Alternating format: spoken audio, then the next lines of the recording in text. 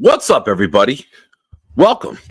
It's the Thursday Night Throwdown, episode number 5. You know I'm happy today. You know today was a very good day. The North Carolina Tar Heels, not only do they win, they were up by 13 with 5 minutes and 19 seconds left, end up winning by 29, cover, complete the 5-team parlay. Your boy cashed out a $15 free bet for $140. Let's go. Let's have a great night. If Green Bean ever finishes yapping, all the guy does is talk. Every time he says a word, his beard gets grayer. I still got some color left. Come on in. We're going to have fun. Huge guest, Matt O'Leary, will be here shortly to debate with me. Stick around. And now, welcome to Pride and Chaos. Welcome to the darkest year of our adventures.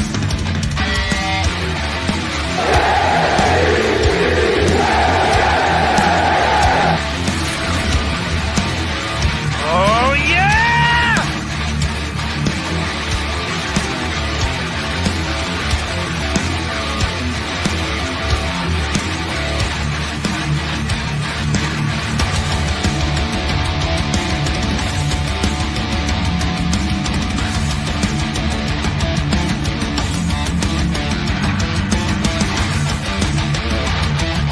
And now, give it up for Jeremy and Nick. Now you scared me. And as usual, Nick is wrong. Why are you the way that you are? God, I can't stand you. Let's go to eat a damn snack. Whoa, that was cool. He sucks. I hate Jeremy. Just his voice is like nails on a chalkboard to me. What's up, everybody? Thanks for coming over. If you were over watching Green Bean, Gunny, and Jeremy, welcome. Dane O is here. What's up, brother? Hank is here, my man. Raul Havana. Welcomes, good sir. How are you? My man, Hank. Scott Foster's here saying hi to Hank. Sorry, something in my eye. You get old. Things like this happen. So what's going on, everybody? How we feeling? Wild Wave is here. New York Jets super fan. What's up, buddy? Let's go Jets. That's right. Who else we got? We got Harry W., my cigar smoking friend. How are you, buddy? I'm excited tonight. Sean McAteer is here. Harlan coming over to say what's up. Snowball, hello. You're like Chaos Jr., Snowball. You're like Jeremy Jr. You got the bald head. You're a little crazy at times. Never know what to expect from you. You're like baby Chaos. Blitz is here. What's up, bro? Good evening to you, distinguished gentlemen. David D is here. Bradigan's here. I got a guest here. Calling him Mariano Rivera, even though he's a Met fan because he came in late with the save. I had somebody bail on me.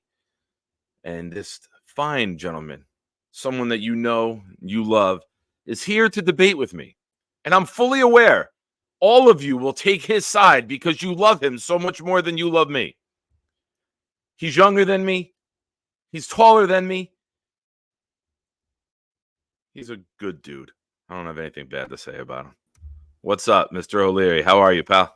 I am doing good. Thank you for having me on. Excited to hop into it and do a little debate on a Thursday evening here on the channel. Yeah, I came up with this a couple weeks ago. I wanted to have a fun, spirited, respectful debate. I was like, you know what? Green Bean's got the Thursday thick of it. How about the Thursday throwdown where you go from one beard to the other? I can't even shave the beard if I want to because I built the premise of the whole show from going one beard to the other. You made it the brand. Like you're stuck with it for life. I think it looks good. I'm a fan of the beard, so I'm glad you're keeping it. Thank you.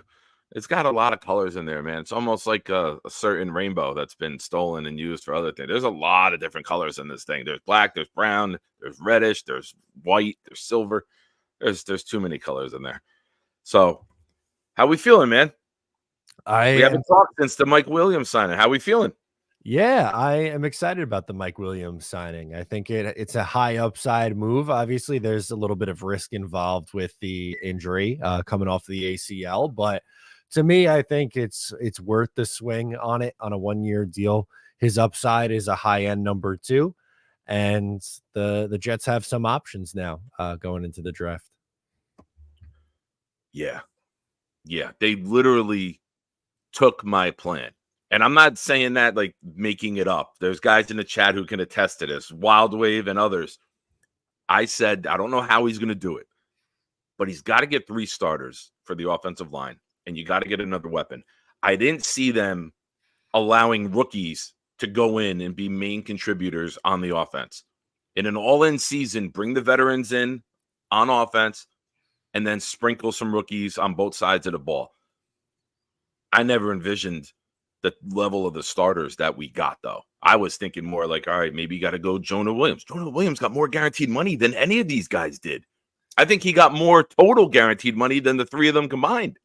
He definitely did. Yeah. I'm going to be completely honest with you. I was not expecting Joe Douglas to be able to fill all 3 offensive lines, like the starter roles in free agency. And I was glad that he got creative and did the trade for Morgan Moses. That's exactly the kind of thing that I was hoping he would do, because they have a ton of day 3 draft capital, and they're in a go for it window. They don't necessarily need to take a million swings on day 3 on guys who might not impact your roster in 2024. So, doing the pick swap in the 4th round and giving up a 6th round pick for a starting caliber right tackle is awesome. So I think you got to give Joe credit for that. He's done a really good job filling out this offensive line, and then adding, another weapon in Mike Williams. Again, I just keep going back to it, but it's the truth. It's the thing I'm the most excited about, is they have options now going into the NFL draft, and you're not pigeonholed into doing just one thing. Yeah. And that was part 2 of my take the whole offseason, that Joe Douglas would deserve to be fired, and it would be a complete injustice to the team, the organization, and us, the fans, if he went into the draft with the entire NFL knowing we need to take this position, which everyone thought was offensive line. What happened last year? Pittsburgh thought we wanted line. They went up for Broderick Jones. We would have got jumped if we stay at 10. So I think he's put on a masterclass. Granted, it's all dependent upon people staying healthy, right? If you're not, we learned it last year. If you're not healthy, you're never going to have consistency. You're never going to have continuity. You're never going to be able to build. It's always a roller coaster, right? Good weeks, bad weeks. I want to climb. I always told the kids I coached in Pop Warner, we start here. Every week, every practice, every rep, we get better. We learn from it. When you're trying to patchwork and change positions, I think we all just want consistency, right, Matt? Like, it's annoying to, who are we signing now? Oh, we just signed him? Oh, he's starting this week. I got to go get his jersey. Like, it was frustrating last year. It was. It really was. And that's the thing. Like, I'm hoping that, that settles down this year. Consistency, continuity, all those things are important. And I think they've done a better job of adding depth. And I think after the draft, it'll look even better, because there's an opportunity for them to add even more depth at some positions that are still a little bit weaker, that could use some help. But, it's a good draft for some of the Jets' biggest needs, which is a positive sign. And before we get into the debate, just let me take care of some house clean. Yeah, Yappy went a little long with the show tonight. We threw everything off. I'm getting yelled at in the chat. Just let me go over a couple of things. For those of you that don't know, memberships are now available on the channel. And there's Shiner, Super Shiner, and Supreme Shiner. Oh, I got to change that R in there. Got cut off. I just want to thank the guys who have signed up already. Dano, Paul Klein, Knobcraft, Modine, David D, Shane McGarry, and Wildwave. And as always, thank you for all your super chats. We're going to get into the debate with Matt now. If you want to cut the line and get your comment up right away, or you have a question or comment during it, feel free to do so that way. And then otherwise, I'll catch up with you guys.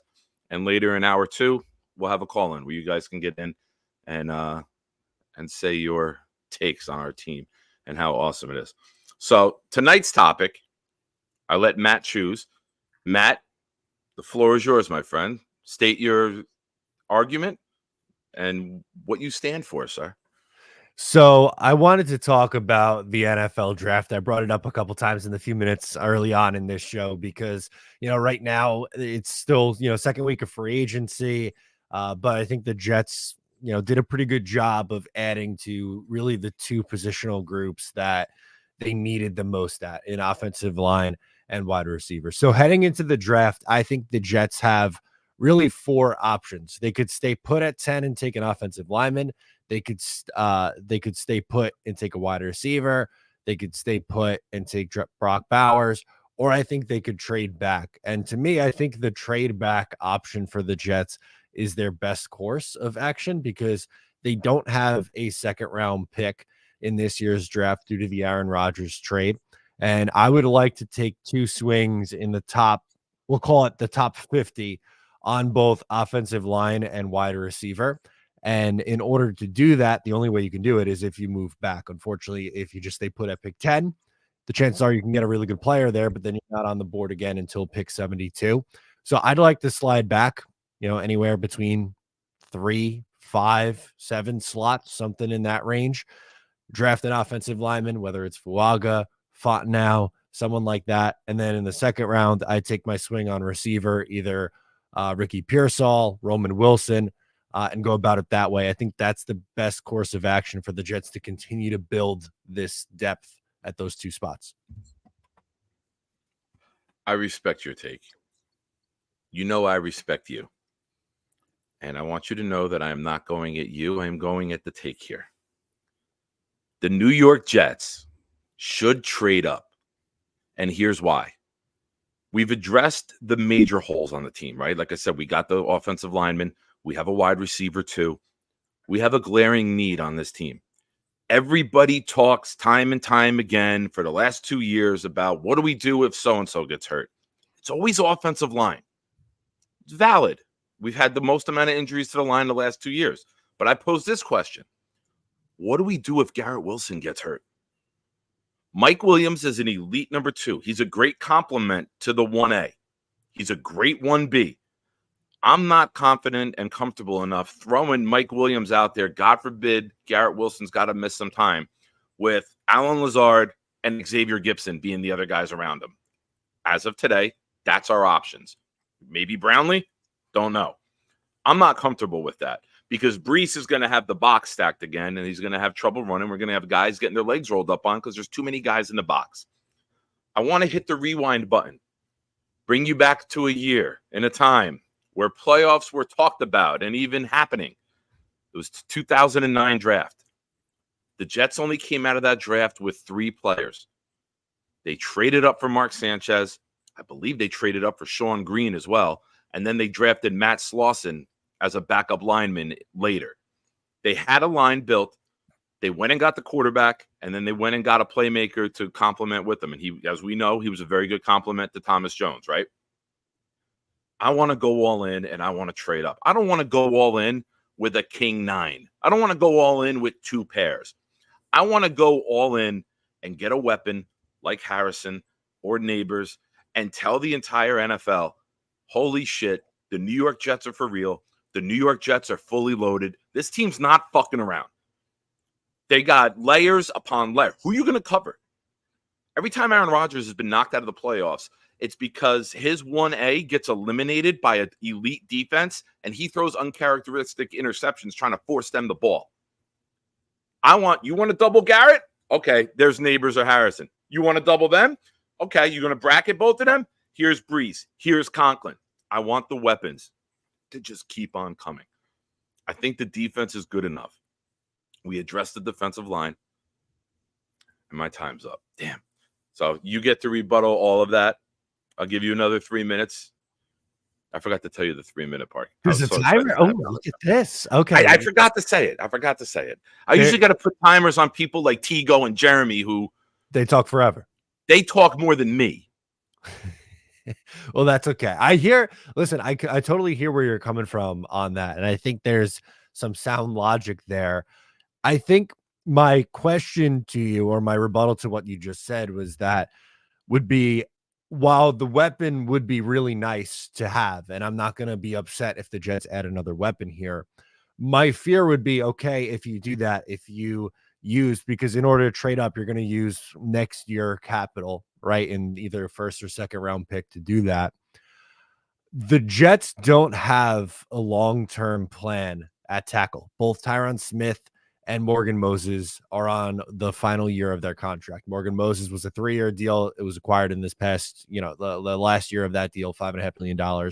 He's 33 years old. Tyron Smith on a 1-year deal over the age of 30. To me, both those guys are Band-Aid fixes. And I'm okay with a Band-Aid fix in a go for it window. And both guys, if it works, it's, they're both very high quality players, but they're not really long-term answers. And there's a chance that you'll be back in 2025 and you go, shit, both guys are leaving in free agency. And now we need to find 2 new tackles again. While I understand that I know the pushback to the taking the offensive lineman, or in this case, moving back and taking an offensive lineman is, well, you're going to take someone in the first round. They're not going to be a day 1 starter. Well, I think especially if you take someone like Fuaga or like a Fontenot who can play guard or tackle, he's going to find his way into play at some point, because the chances of all 4, not including the center, but either guards or either tackle spots, all those guys remaining healthy and playing 17 games, I don't think is a realistic proposition. Morgan Moses missed 3 games or 3 or 4 games last year. He recovering from a torn pec. And we know that Tyron Smith, as great as he is, he's probably going to miss 4 or 5 games every single year. So I think the first round rookie would play. And I think it sets you up long-term, where if you had to move on from one or both of those guys, you're not screwed at the end of the year and trying to find 2 new tackles again in 25. Okay. When I look at Tyron Smith, I look at possibly what the 49ers did with getting Trent Williams right around the same age. He got him reinvigorated. He's still there now. I think he's 38 or 39 years old, and he's still, if not the best tackle in football, one of. Maybe this is reinvigorating for Tyron Smith to get out of there, and maybe it just starts off as a 1-year deal. But the biggest part of all of this, which everyone has to factor in, can Joe Douglas afford to operate like it's a given that he's going to be here next year? Do you think that him and Saleh really give a shit about the future picks right now? It's almost like, hey, let's go knock this dude out, and then we'll fight the next fight a different way. You know what I mean? You know how boxers got to change their styles? They go southpaw, they go back. Let's just win this fight, and then we'll figure the next fight out. We'll figure that strategy out if we're here to cross that bridge. So I would love to know how the organization is operating with them potentially being both lame duck positions, right? I want to see how they manipulate this. Now, the benefit to trading up, say you take a 1, say you take next year's 2, and you take one of our 4s. You're really not losing anything this year to move up, right? You still have the 3, you still have a 4, and you're still just missing the 2 for Aaron Rodgers. So if you can get the Chargers to take that, or even the Giants at 6, if somebody goes up to 4 and gets a quarterback, now you don't even have to go up that far to get Harrison or Neighbors. Now the window falls down to 6, and the Giants might look to bump back, right? Or if the Giants go up to 4, Arizona may look to trade back again, because now they're not one player away. We know that, right? We look at the Arizona Cardinals. They're not ready to win the division, even if you add Harrison. So they might be a team that just says, you know what? We're a fairly young regime. Let's stockpile. Let's trade back twice. Coincidence, it's both New York teams. And then now the Jets move up a little bit, and they can make an offense that's top 5, just like the defense. Now, I always say this, the last 2 years, we started off 4-3 and 5-2 before we got to injury number 3 and beyond with the offensive line, with the worst quarterback playing football.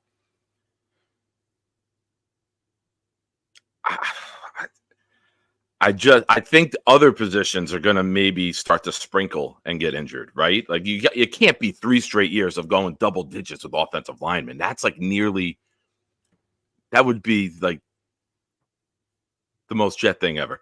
If it's the same position 3 years in a row, right?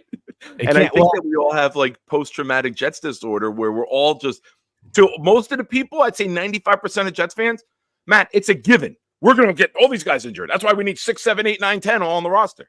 My time's up. But real quick, before you rebuttal, Wild Wave, thank you for the super chat. You can't draft with fear emotions. I'd rather have Warren back up Tyron than Lazard back up Garrett. You can't always use first-round picks on O-line. I love the logic. I think right now with Warren, Mitchell, Schweitzer, Hansen, possibly McGovern post-draft, or round 3 pick, best offensive lineman, right? Maybe you get somebody like a Mahogany or a Blake Fisher, the other tackle from Notre Dame, right? And now it's somebody that you're more confident in, that you can plug in and play in case of an injury, and not somebody. You say Alt falls to 10, right, Matt? Sure. You're not going to play Alt day one?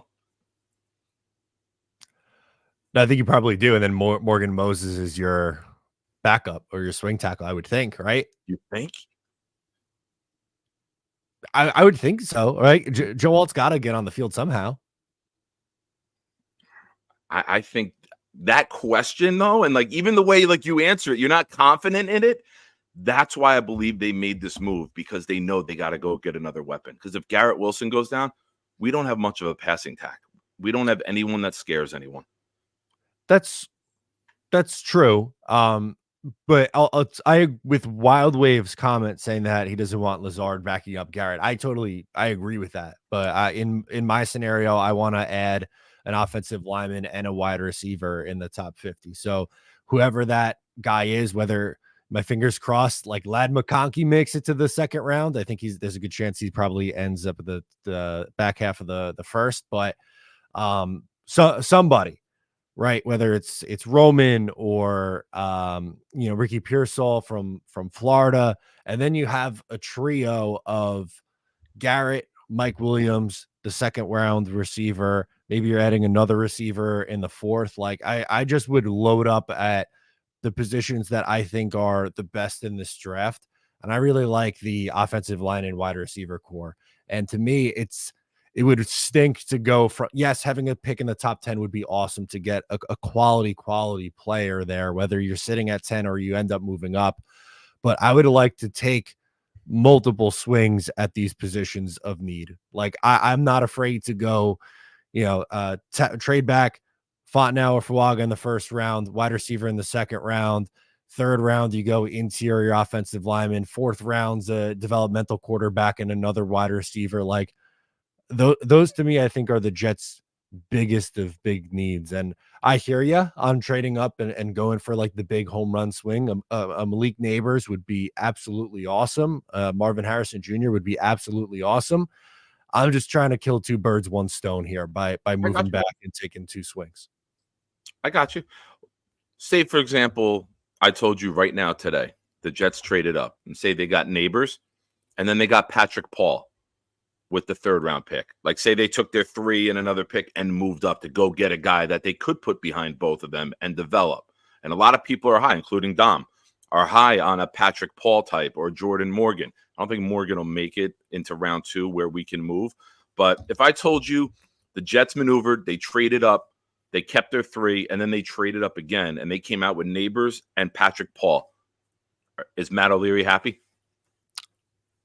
I mean, yeah, just because you're getting Neighbors. I don't love Patrick Paul as much as I like the top linemen in the first, what you want to say, 6, 7, to wherever you have, I guess Tyler Guyton, which is 7, first 7 offensive tackles. So yeah, I like the wide receiver depth more than I like the offensive tackle depth. So not saying that anyone that I just listed offers as potential second round options, whether it's, again, McConkey, Pearsall, Roman Wilson, Xavier Leggett, Keon Coleman, Jalen Polk, someone like that. I don't like them as much as a Malik Neighbors or Roma Dunze or someone like that. But I think I'd rather go the route of a higher end offensive tackle and a still, in my opinion, a plus starter receiver in round 2. I know the Jets have had some wonky history of second round receivers recently, but I wouldn't. That's why I'm happy we don't have a 2. We're not very good in round 2, right? Aside from Breece Hall, we're not good in round 2. So it's fair. Almost like, all right, Joe knows there's a stigma. Trade next year's 2. Go ahead, move up. There is a weird stigma around that pick for whatever reason, man. Yeah, it's pretty dark going from I think David Harris in 07, then Marcus May in 17 was the next like decent one, and then you have to go to what? Probably Brees. Like that's nuts. I mean, Stephen Hill had that 1-2 touchdown game against Buffalo, right? And that was it. He had about 36 minutes of like, oh my God, we got ourselves a wire. Devin Smith had that 1 touchdown. I think he tore his knee on the catch or something, right? Yep, that was another one. Ohio State. Yeah, that's rough. Thank God I don't drink anymore. Bringing up names like that, man, I wouldn't be talking. It would be all you. I would have a can up to my face hearing these names down memory lane. So, give me your thoughts, almost like a prediction type. Give me your breakdown 100%. Trade up, stay at 10, trade back. Weigh that out on the pie chart. Give me the Matt O'Leary, I don't eat pork roll or Taylor ham circle. Give me what it is to you. What do you think the odds are? On what would actually happen or what I would do? What you think, like in your mind, the percentage of, all right, they might trade up, is this percent. They stay at 10, they go back. Like, how do you envision them operating this draft from your high perch and jet content creator land? I'm gonna lean. I think their preference would be to trade back, number one, and get the more picks. Okay. I don't. Maybe I'm off. Maybe I'm off here, and I'm not like pull the curtain back. I know we were just doing the debate right there, but I'm not. They trade up for Malik Neighbors, I'm not going to be upset, or Marvin Harrison, I'm not going to be upset about it. I don't know if Joe Douglas gets that aggressive because I don't think that's something he's really done before. I would say trade back is probably the biggest slice. Then I would go weapon at 10, whether it's Bowers or wide receiver, stay at 10 in offensive line, and then trade up would be the next slice. Okay. All right. What I think they'll do, I would say 40% trade back. I'll say 31% stay. Okay. And I'll say 29% move up. Okay. And I double did the math in my head before saying it out loud because I know how vicious the chat is. I baby stepped through that to make sure the math added up. Yeah. So, okay. So I didn't give numbers on mine. I guess I'll go like 50. We'll do 50 move back, 35 stay, and then what is that? 25 move up. Yeah. There you go. Or 15, whatever the hell it is. Scott coming in with a super chat. Thank you, Scott. The great thing is both scenarios are good options. And you know that I suffer from FF. And for those of you that don't know, FF is fat fingers when typing. So I was able to read this perfectly. There was no stutter. I knew exactly what this was. I can read messed up typing hieroglyphics better than I can correctly spelled words. I feel like that looks right to me. I'm used to that. Yeah, it's perfect, Scott. I don't see anything wrong with that. You didn't have to even correct it, man. I'll figure it out. But thank you for the super chat, man. That's the cool thing about what Joe has accomplished. And that's one thing I think all Jets fans can agree upon. First week of January, probably from Halloween on, everybody was screaming it had to be line. It had to be line. It had to be line. Now we don't know. And I think that in itself is a win. Now, how it plays out is to be determined. But I think Joe Douglas, with the limited funds that he had going into this free agency and how he navigated, stayed the course, didn't panic, didn't overpay, got somebody like Tyron Smith to take that deal. Like the football world is shocked. When fans saw, even from other teams, I had people texting me, how the hell did you get him? My buddy who's a Dallas Cowboy fan. He goes, I don't know how you got him for that limited money and why we couldn't do something like that. I don't know why he wanted to leave. And of course, me being me, I'm like, well, he knows he has 0% chance of winning a Super Bowl there. He's got a 0.1% chance here with us. So clearly it's an upgrade to come to ours. But how Joe played it out, the short deals, and let me throw this out there. Do you have time? Like if you got to go, tell me, hey, shut up, I got to go. Like don't be shy. I can hang I could do probably another like 15 minutes or so if you want. All right, cool. Thank you. Yeah. Appreciate that, man. Mhm. If this season is a disaster for whatever reason, right? Whoever comes in next year isn't going to be really in cap hell, is going to have a young core in place that could start to get extended. And you don't have a lot of long-term deals that are shit. You know, Tyron will be gone. Moses could be gone. Simpson's a short deal. ABT could be gone if he gets hurt again. They don't want to deal with him. There's a GM that could come in and have a lot of cap space and a lot of mobility to put their imprint on the team however they choose. So it's not like you're inheriting like what Joe Douglas inherited from McCagnon. It's not going to be, I need 2 years to clean this up before we could start to move forward. So even if this doesn't work out, he's leaving us in a good situation, right? I know it's not a conversation anyone wants to have, but you got to keep that in the back of your head, knowing that it is the Jets. No, you're not wrong in that spot. Which I think that also goes back to why I'm apprehensive of using next year's capital to move up for a draft pick, because there's a chance they could use it. But then I hear the other side of the argument though, right? Where you say like why would Douglas care about next year's draft capital when there's not a chance that, you know, it's not a guarantee that he's going to be here. There's a lot of pressure on him to get it done and get it right now. That's valid. And I think that's, you know, an important part to this conversation, but I agree. I think he deserves a lot of credit for this offseason. Outside of the Rodgers move last year, I thought he dropped the ball in a lot of areas. I think, you know, I think he deserves some blame for not bringing in a legitimate quarterback too last year. And they said they wanted to redshirt Zach, and then he ends up being the backup. I think, you know, after the offensive line injuries, the only thing, I mean, you were on the show with me on the trade deadline day. They bring in Rodgers Saffold. That was all they did, and we never saw him. So I think he deserved some valid criticism coming off of last year. But this year there was a lot of pressure on him to get it right. I think he's taken a lot of positive steps this year to get it going in the right direction. Now, the one thing I will say is that the guys that he's brought in particular, Mike Williams, Morgan Moses, and Tyron Smith, those three guys, high upside, but there also is injury risk there with all three of them. The pec for Morgan Moses coming off that injury. Williams played 3 games last year. A 29-year-old receiver coming off an ACL is risk involved. And Tyron Smith, as you said, hasn't played a full healthy season since 2015. So what I want to see him do this year better than what he did last year, because I don't think he did a good job of it, is have better contingency plans for if things go wrong, for preparing for the worst case scenario. And if he does that, I think that'll be the main difference from last year's Jets and this upcoming year's Jets. That's valid. Let me add this into the equation. As of now, Woody Johnson does not have a job overseas as a in the UK again, right? Maybe by the Super Bowl he's out.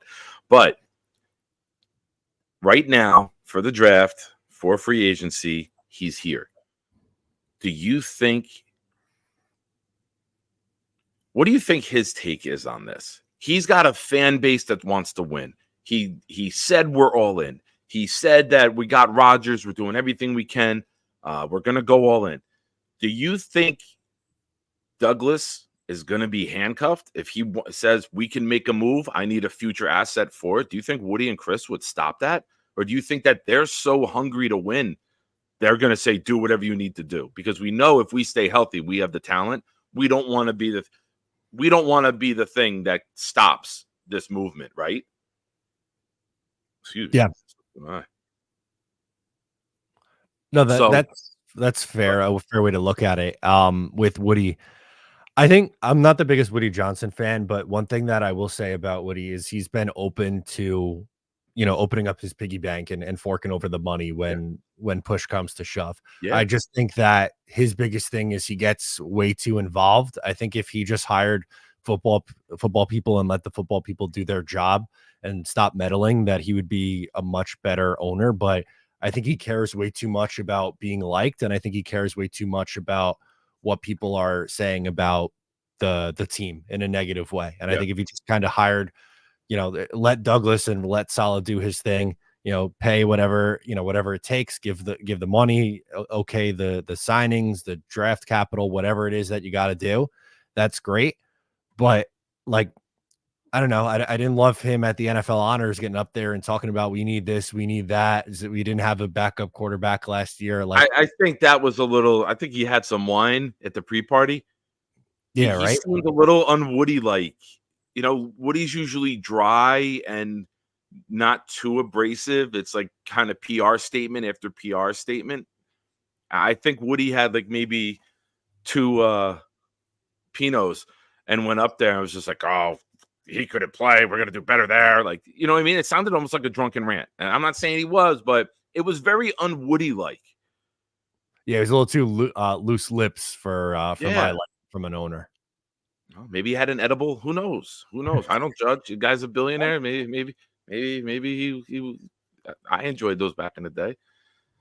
But I don't think one of the crazy stats that I throw out to people when they talk about Woody sucks, we need a new owner. Woody Johnson wrote out $970 million worth of checks to free agents between 2010 and 2019, second only to Daniel Snyder. So you can't say Woody doesn't want to win. You could say they've hired the wrong people. That's obvious. John Idzik, McCagnon. We've had the wrong people. But you can't say the guy doesn't want to win. He's cutting checks. He's making moves. I think he pays a little bit too much attention to Jerry Jones. Mm-hmm. I think he's almost a little more interested in headlines and attention and social media clicks. Like he's probably going nuts over the pork roll. It's pork roll. Over the pork roll and cheese because that put the attention on the Jets, right? Like that's how Woody operates. If we're talking about the Jets, it's a business and Woody's winning. I need you to get away from that Jerry Jones mentality as an owner and just shut the fuck up. Like we don't hear the Hunts talk very much, right? In Kansas City. Only time we hear them, oh, thank you for the trophy. Andy, great job. That's it. Yep. I can't tell you what he looks like. I can't tell you your voice. I can't do impersonation. It's all about winning. Like shut up with the social media shit and trying with the Woody chain. It was cute, but wearing it to the games, too much for me. Yeah, no, I'm with you on that. And again, like it could be worse. Like in addition to a Jets fan, like I'm an Islanders and Mets fan, and I've gone through times where owners didn't want to spend money, whether it's the Wilpons or Islanders ownership in the 90s and early 2000s. Like, and that's just sucks. Like it feels like there's no escape, no matter what you do. Like you're just kind of stuck. And the Jets have had success under Woody Johnson. Albeit it's a long time ago now, but I'll give him credit for he's willing to spend the money and it's clear that he wants to win, but I think he kind of just gets in his own way sometimes. And I wish he would just take a step back and like let the people that he hires do their job. And you kind of just, you give the funds and you reap the rewards. And I'm not looking to get political, but if the Republican candidate wins, the bonus would be Woody getting that job back again overseas, right? Like, let's get, especially gone, right? Say again. Like, I would think he would go back, right? Like, if he did it the first go round. Yeah, that's one of your buddies. Like, you're gonna tell him no, right? You didn't say no last time. You took a job that nobody saw coming. Like I said, guys, it's not a political conversation, but it is something that happened to our organization. He did accept that role previously. So it's kind of like when George Steinbrenner, before your time, I believe, in the late 80s, got banned for collusion. And that was when Gene Michael built the Yankees dynasty. He drafted Pettit, Bernie Williams, Posada, Jeter. George was there. George would have been trading all those guys away for guys like Jay Buhner. He wanted guys, he wanted veterans. Gene Michael is the one that built the Yankee dynasty because George didn't have his hand there meddling in it and didn't say, get me the big name. And those guys were actually able to build what ended up being one of the greatest runs in modern baseball. Yep. No, 100%. I think that makes a big difference. So, but I guess my fear would it just go right back to Chris, like from 2016 to 2019? Because that wasn't great either. Yeah, but he seems like he's shit scared to do anything except be like polite. You know what I mean? Like hey, you're gonna love it here. Like he just has the one line that PR gave him. Hey man, you're gonna love it here. And like now Morristown Diner is gonna get a plug. Oh, we got great Taylor ham sandwiches. And I'm just saying it because I'm acting as Chris. That's not me saying that word. I know how you people are gonna jump at me and say Nick said it. Oh God, that's great. But Zebo, he does get the credit because he was the boss. But anyone who knows that Yankee dynasty got built when George was allegedly not involved with the team. So there you go. I wish I could head out there and be with you guys for the draft, for the party.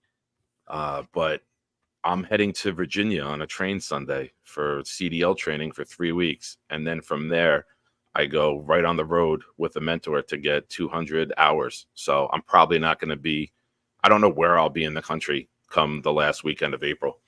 But that would be awesome. Yeah. Good luck with that. That sounds very, very cool. I would love to be there. Hopefully, you guys shoot me an invite. And if I can do it and I'm not driving, I'll hop on with you guys at some point at that night or throughout the weekend. But that would be a blast. Yeah, I was gonna say, are you gonna be listening in the truck that weekend then?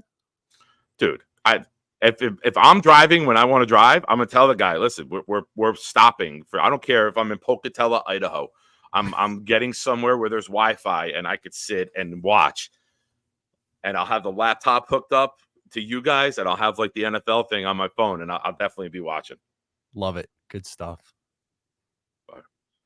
Awesome. You got anything in closing, sir? I appreciate you showing up, man. Like I said, I know it was short notice, and when I saw you commenting in Green Bean Show, I was like, let me see if Matt's available. He's obviously he's not on date night. He's home. Yeah. No, I was home. I was in watching Bean. But yeah, it's exciting times for the Jets. Like I feel like the theme of this show has been that they have options in the draft, and I'm really looking forward to it. It's going to be really fun getting everyone together for the draft party, but then just, I don't know, seeing where they're going to go. Like, it's not a guarantee in any direction. It's not like the Becton year where you knew that they were going to go tackle. It's not like last year. It's really exciting. So I'm looking forward to that.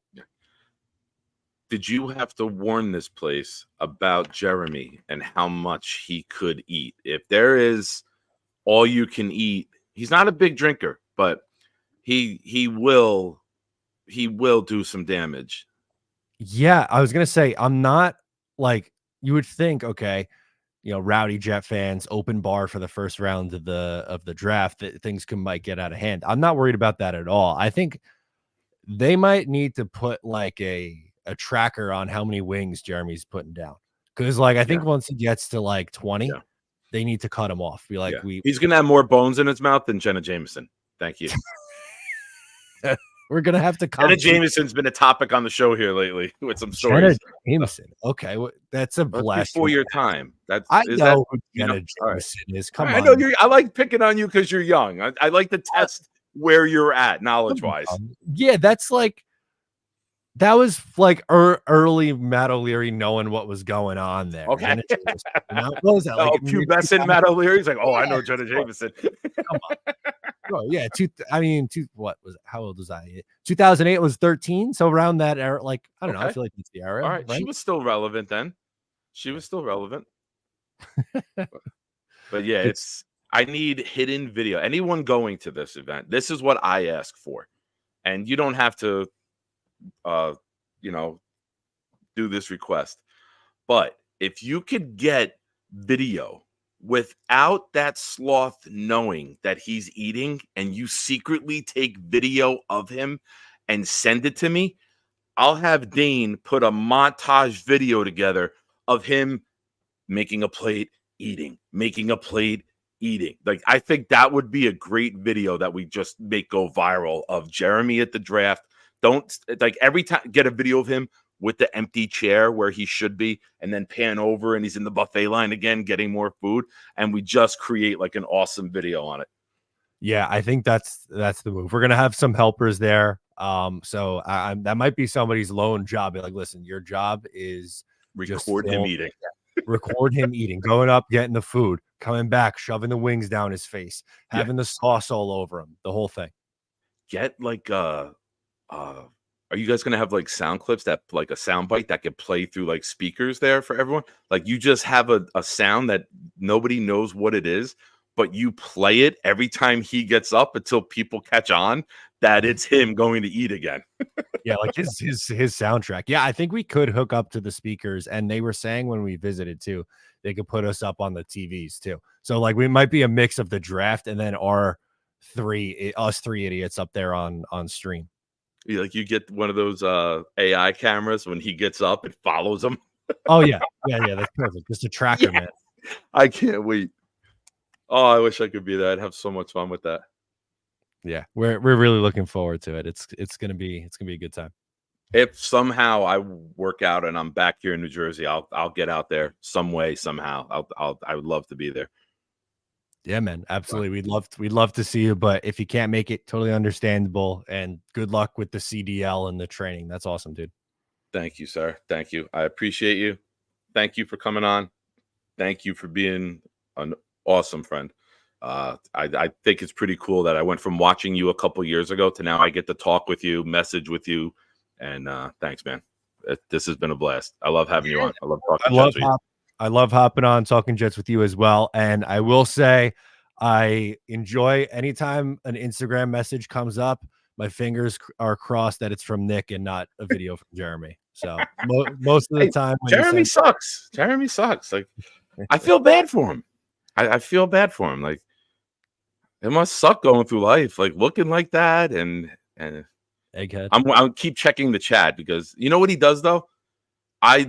Long story, but I'm using his StreamYard.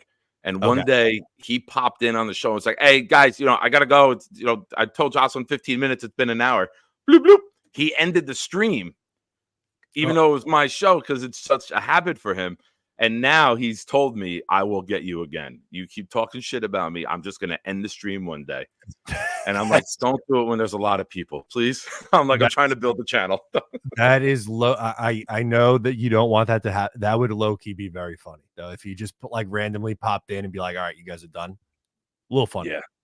Yeah. And I talked about him a bunch, so it's destined to happen tonight. So guys, if it does happen, just know it wasn't me.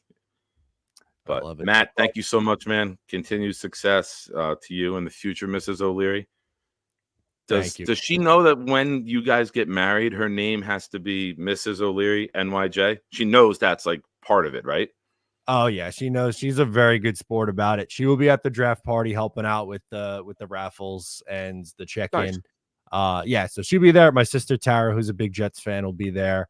So we'll have some helpers, but I mean, she knows the drill. She's come to games with me. Her dad's a huge Jets fan too, so like she grew up around it, so she knows the drill. Yeah, I met her briefly at the Charger game this year, but good for you, man. I'm happy. You guys have a date yet? Yes, November 22nd, 2025. It's not a Sunday, right? No, of course not. It's a Saturday. We can't do.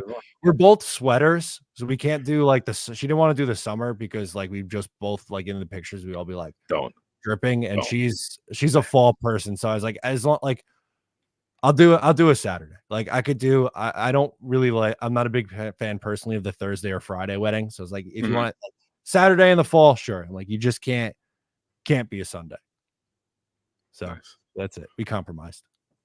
All right. If I'm blessed enough to be invited, or Jeremy invited, like we got to be each other's plus one. Like,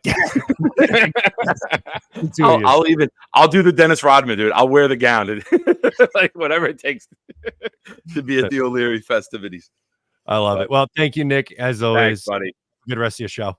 Be good, man. Take care, guys. Matt O'Leary, the legend. Thank you to him for showing up, hanging out. So what do you guys got to say? What's on your minds?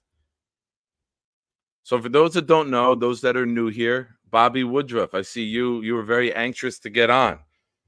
Are you subscribed to the channel, Mr. Woodruff? I first time seeing your name here, and I know you're very excited to get on.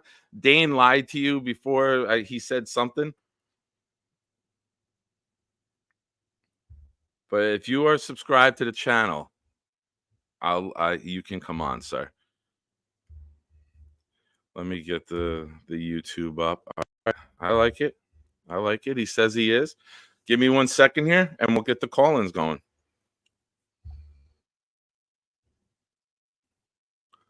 I'm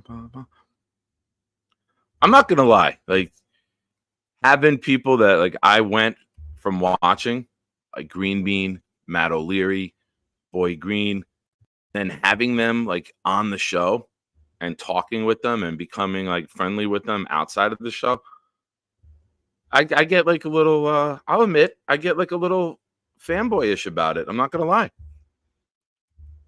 What do they call that in wrestling? You mark out, knob, right? You mark out.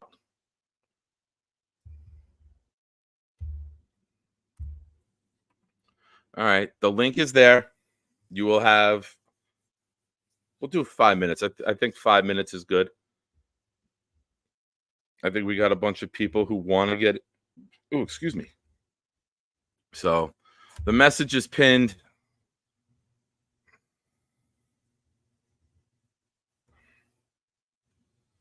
All right, we got our first person up. Bobby, what's up? How are you? How you doing? I think you're awesome. I talked to you on another show before. You were on other shows. I talked to you before. All right, how you been? Good. I never get to talk to you because the other people are talking. But like you said, like Ryan is a great guy. Oh, what's the other guy? Jake, I call him.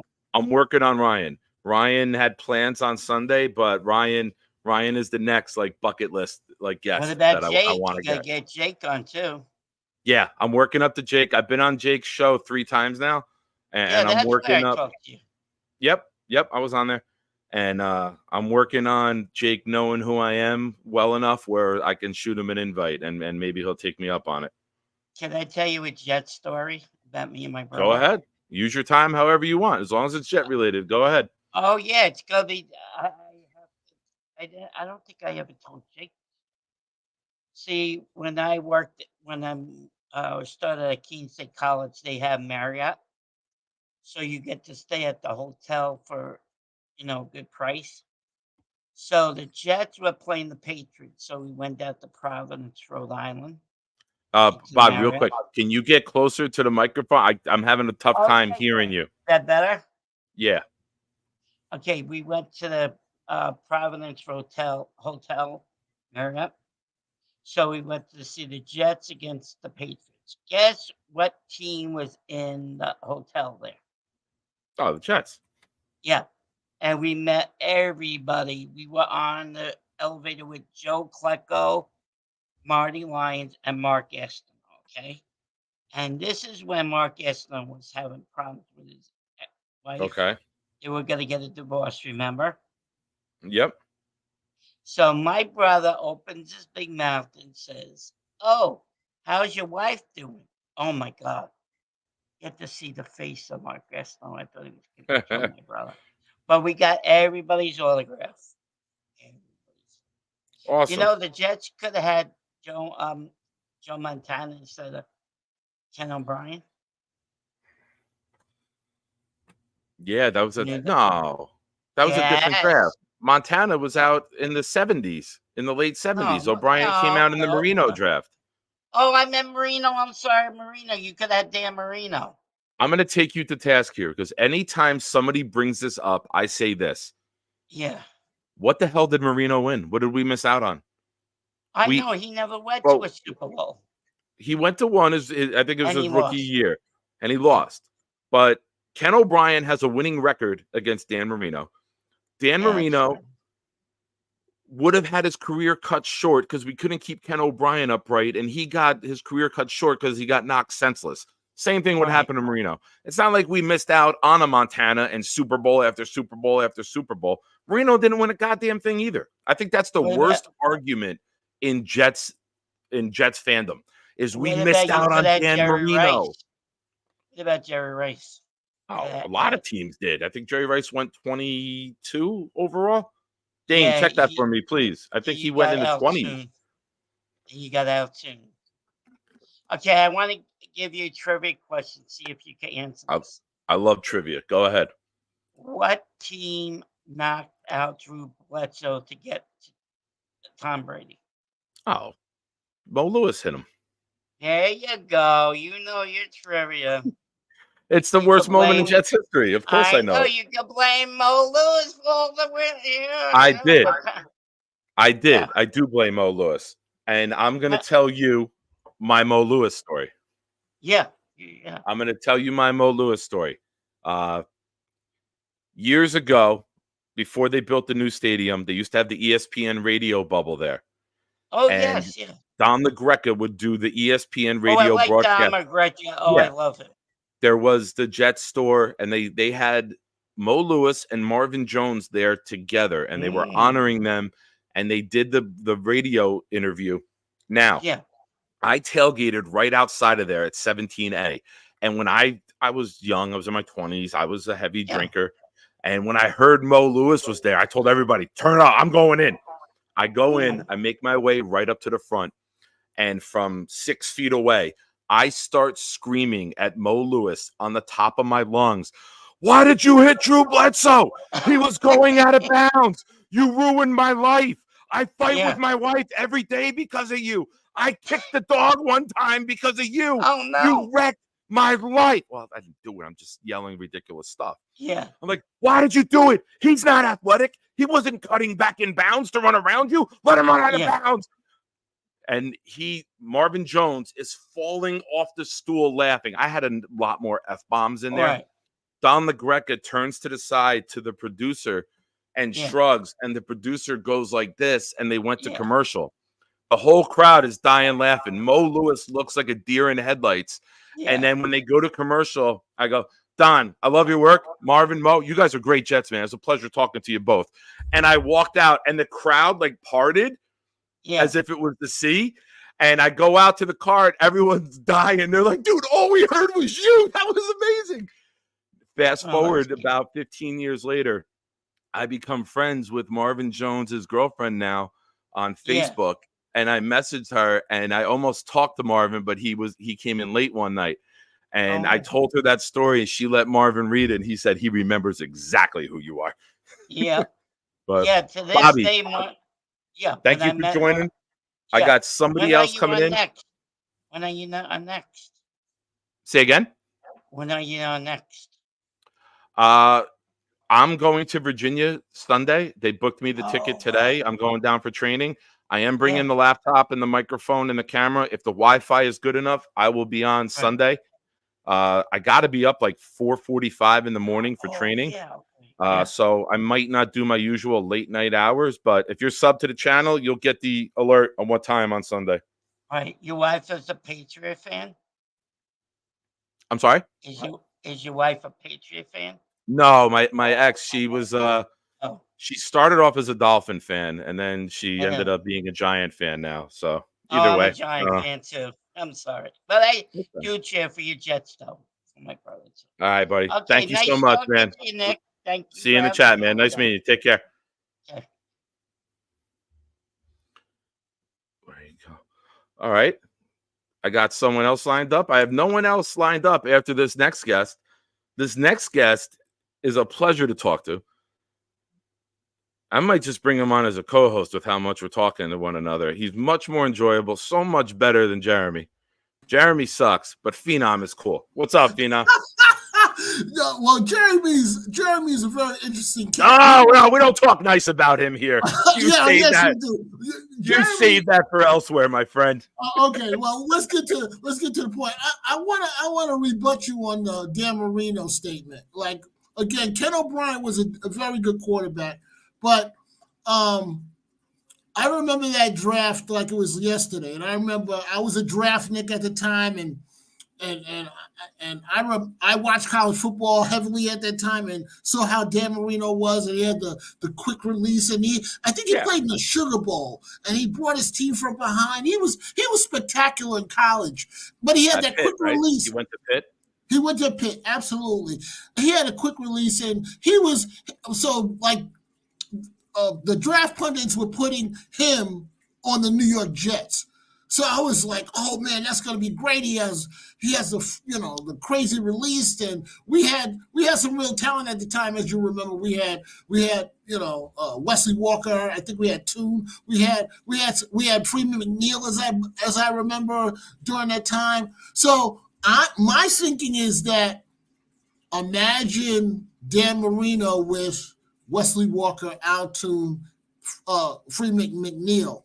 That's championship. That's a championship quality. And then we're still not talking Mickey Schuler either. I think he's on those teams as well. So you put that group together, taking nothing away from Ken O'Brien, like you said. We wouldn't have been able to block for him later in his years, but he would have got the ball off so quick it might not have mattered. So that's my rebut to what you said. But that didn't happen. When you break it down, like, if you don't mind, let me throw it back at you. We had Toon and Walker. Yes. We had no offensive line, just like Marino had. Neither one of us could stop anyone. Proof of all the shootouts Marino and O'Brien would have. And O'Brien had a winning record against Marino. Our running game was better than Miami's. Yeah. We had Freeman McNeil. That was a major difference. What did we miss out on? Marino had a winning. O'Brien had a winning record against Marino. We couldn't keep. I'm not talking head to head, Nick. I'm not talking head to head. I'm talking about the whole. We'll never. That's an unanswerable question. But you put Dan Marino on those Jet teams. Now his career ends early. We can't do it. We can't do it unless we play Stratomatic football or Madden. Then we could probably prove it.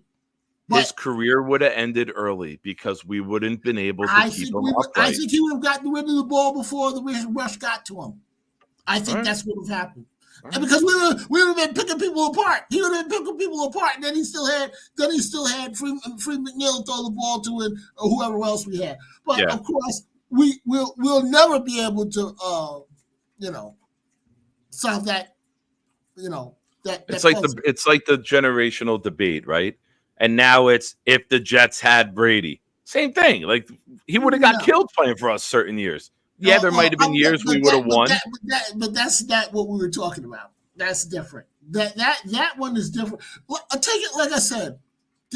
Ken O'Brien had led the league in percentage completion. He was a high-rated passer. He could throw the ball. He threw a beautiful ball. I mean, like I said, this is a barroom argument, and nobody's drinking tonight. Yeah. So we don't have a definitive answer. It's just a good spirited debate, of course right? Not. Of course not. So North Carolina slid. Well, just that, and then North Carolina. I'm watching the NCAA tournament. There've been some really good games. Yeah, I know. Feel happy today, buddy. I'll tell you. Let me tell you why I'm happy. I logged into FanDuel today because I got an email that said I had a $15 bonus, and I live bet Michigan State. I live bet Creighton. I took Arizona to lay the 19.5. They won by 20. I took somebody else to win by 2.5 or 3.5, and they won 71-67. They won by 4. And then with 5:19 left, Carolina was only up by 13. I was like, son of a bitch. My team is the one that it was a 5-leg parlay, $15 to cash 140. And Carolina went on that run, and they went from up 13 to up 31 in like 2.5 minutes because Wagner started chucking threes, and then Carolina got a couple breakaways. I'm like, all right, it's at 22.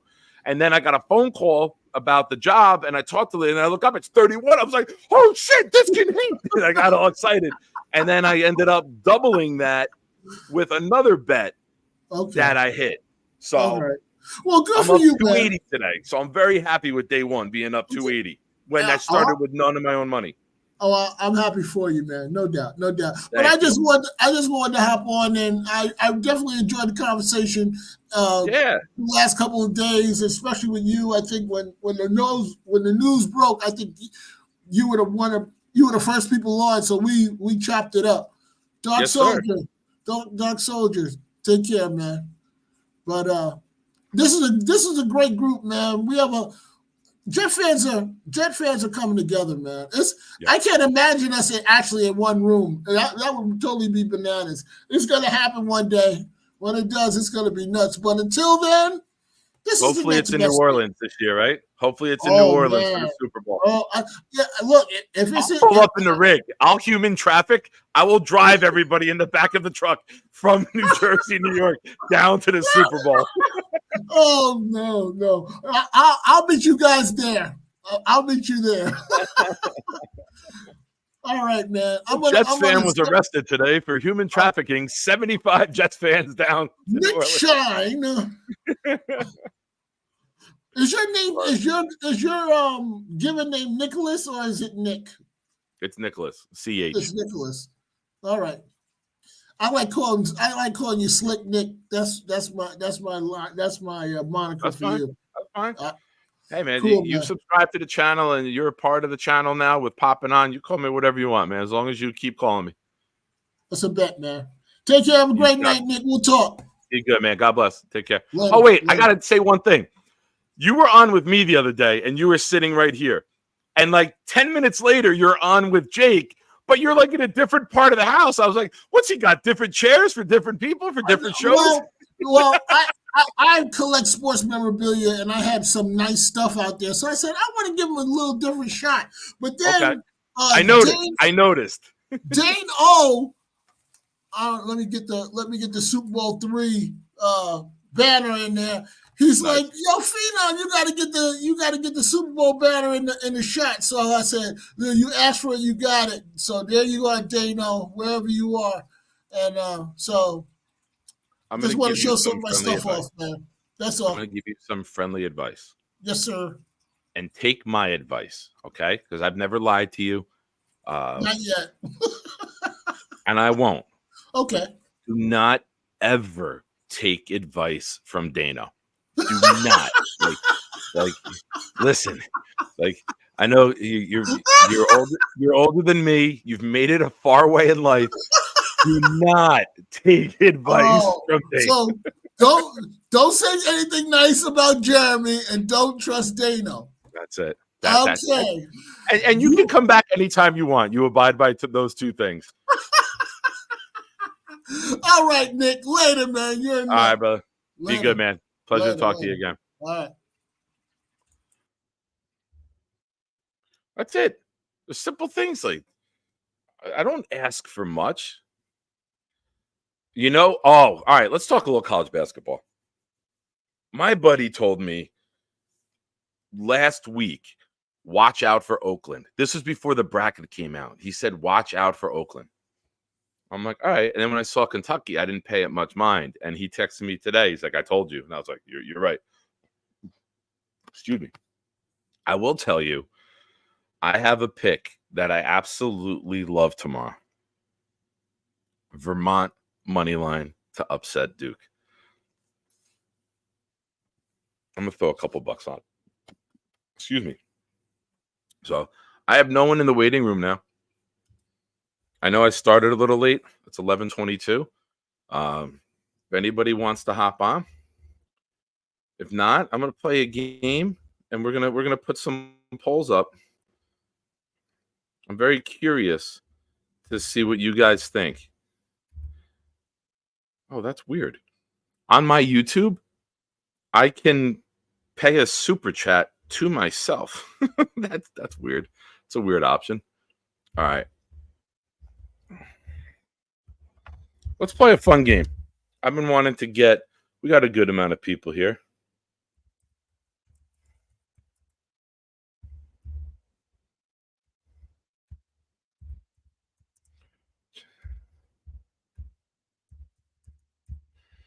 All right.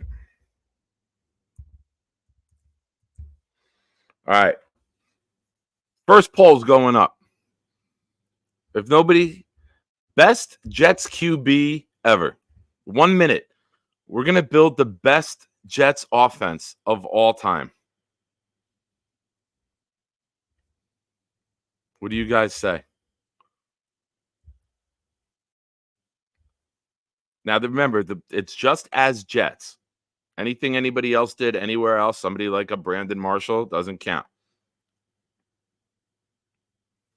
Wow, I'm surprised. Wow.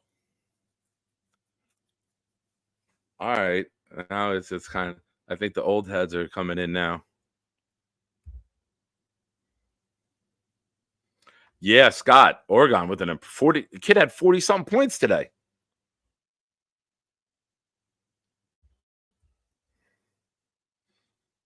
All right, couple more seconds.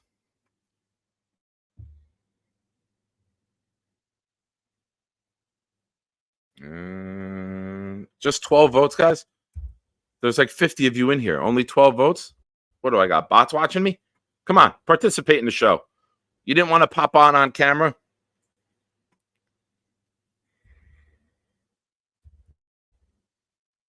All right. Namath wins. Do I even have to do a poll for running back?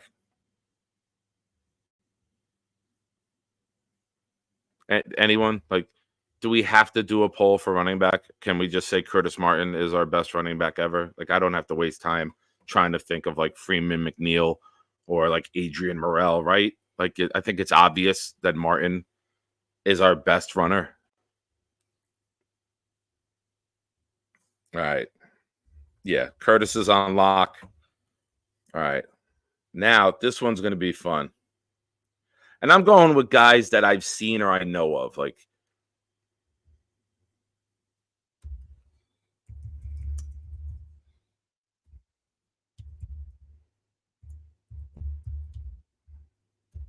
I'm going to have fun with this one.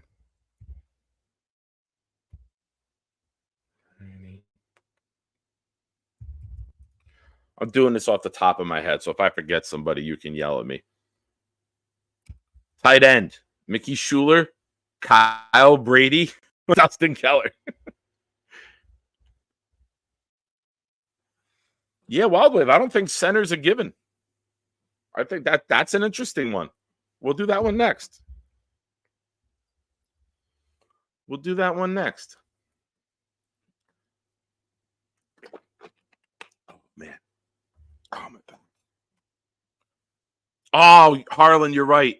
I did forget one. See, I'm doing this off the top of my head. I didn't have it like written out. Harlan, forgive me for not putting him in there. I'm sorry. All right, let's take a look. How we looking?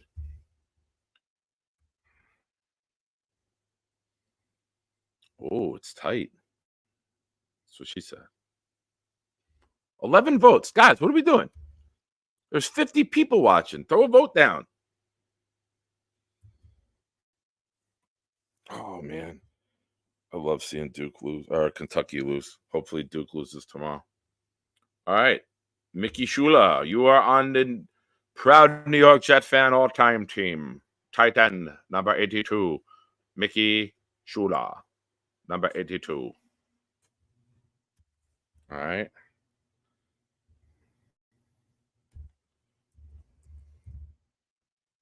All right.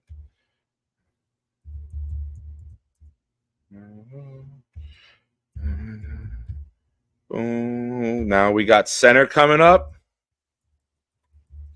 I'm having fun. I'm throwing another name in there that you wouldn't expect to be in there.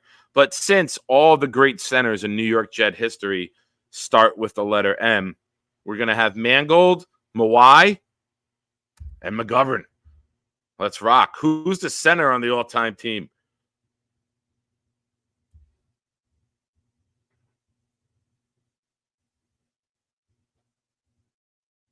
I knew it.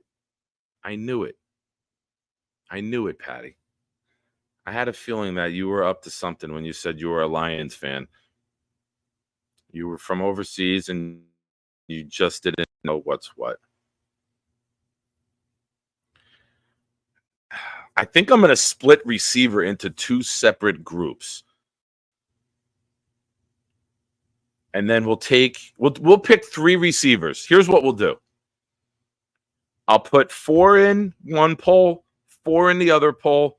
The 2 winners get in. And then I'll take this. I'll see how the votes play out. But I'll take the winner from Group A, the winner from Group B, and they're automatically on the team. Then I'll take the guys who come in second and third in each group and put them up. And then whoever wins that group will be wide receiver 3. That's the best I could do here. I don't have a producer. Let's see what we got for center. Wow, no votes for McGovern. What in the heck in the world is going on with you guys tonight? All right. Nick Mangold, even though you call it Taylor Ham, you are welcome to be center on the proud New York Jet fan team. Next, we're going to do. Oh, I got one. I got one. I got one.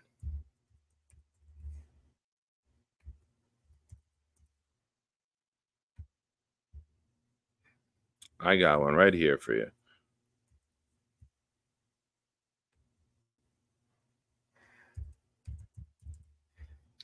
Just because he's recently retired, we're going to do coach. It's Bill Parcells, Weeb Eubank, Rex Ryan, or Pete Carroll, who went 6-10 in his 1 year. Go ahead. Who is the Jet head coach on the proud New York Jet all-time team?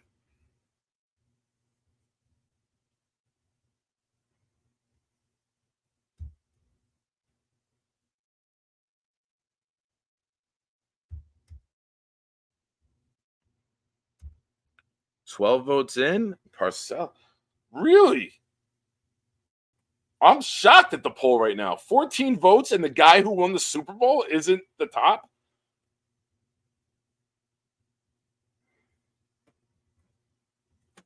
Guys, remember, it's what they did as Jets.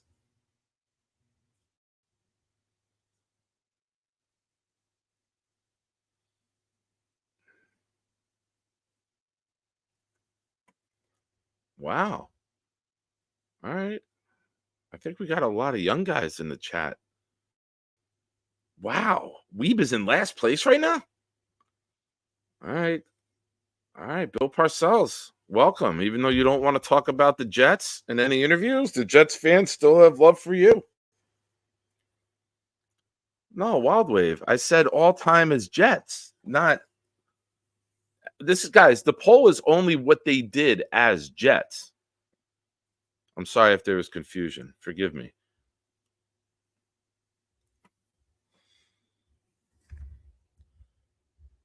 Forgive me. Let me move this. Let me do a little rearranging here. I'm trying to produce. I'm trying to type on a little table with a keyboard that's out of place. You know what? I don't need to charge you right now. All right. I'm back. No, Bobby, I don't watch the Jersey Shore. I don't watch any reality TV. I watch the Jets. That's enough reality TV for me.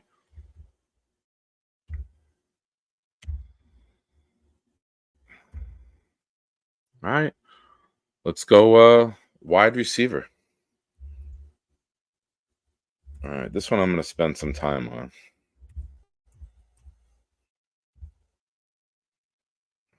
What do you guys think? Should I leave active players off of it? I mean, I know I put McGovern in there, but that was just as a joke because his name started as an M. I think I'm going to leave active players off. I'm not going to put Garrett in there. Boom, boom, boom, boom.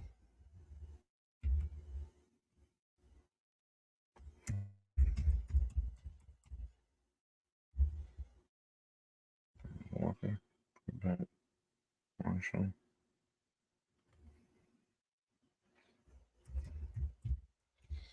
All right. We got wide receiver group 1 coming in with Al Toon, Lavernius Coles, Keyshawn Johnson, and Don Maynard. How about it? Again, guys, I'm doing this off the top of my head.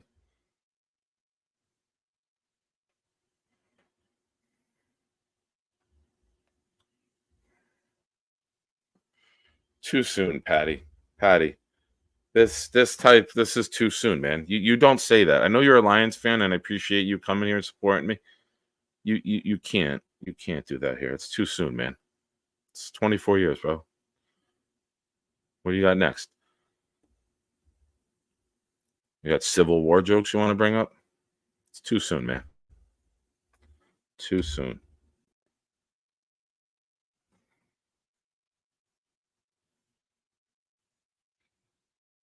I wish there was a way you could put multiple votes in.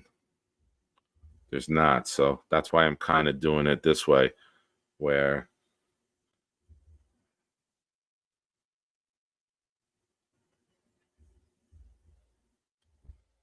yeah, dude, it's like you whistle while you work. Yeah, I do. I literally walk around the house all day freestyling and just talking and singing to myself.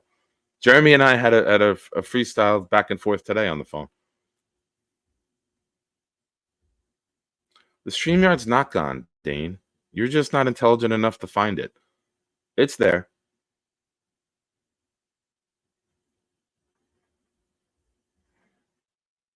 It's not gone. The poll might just be over it. That's what she said. All right, we are going to end this one with 21 votes. Al Toon wins, and Coles and Maynard move on to the next round. Yeah, I always call up and like sing like just nonsense to people when I call them. And then he started rebuttaling with the same tune. So it's like kind of like a dorky rap battle, but in like a weird like rhythm. I'll pick just different rhythms. I'm very good at freestyling about nonsense. And I can make the words fit into another rhythm of a song perfectly. Like it's a weird life talent that I have. All right. Now for wide receiver. We're going to have Cribet.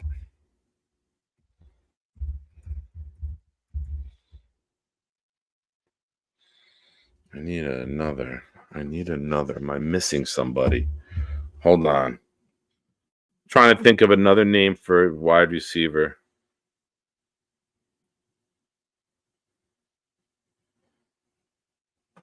Give me 1 second here. Am I missing anyone? I think I have. Wide receiver. Oh, Jesus. All right. Wesley Walker, Wayne Cribet. We're going to do Brandon Marshall and Jericho Cotchery. I knew I was missing somebody in that little window there.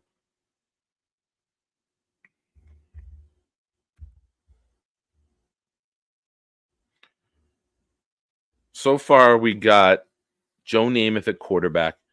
We have Curtis Martin, which was unanimous. We didn't even have to put a poll up at running back. We got Mickey Schuler at tight end. We got Nick Mangold at center. We have Bill Parcells at coach.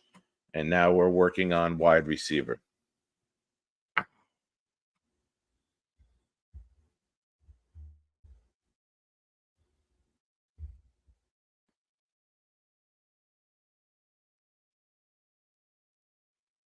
No love for Cotchery. All right, we're going to wait one more vote. Come on, get your vote in, ladies and gentlemen. You fine, distinguished gentlemen. Cribet. She's a little runaway. All right, so let's end that poll. All right, Tune is in. Cribet is in. Maynard, Coles, Walker, Marshall. Maynard, Coles, Walker, Marshall.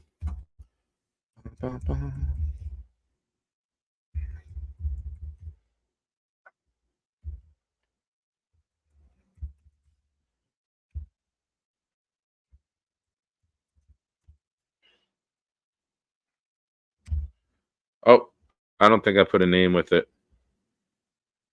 You know what you're voting on. You guys are very smart and distinguished.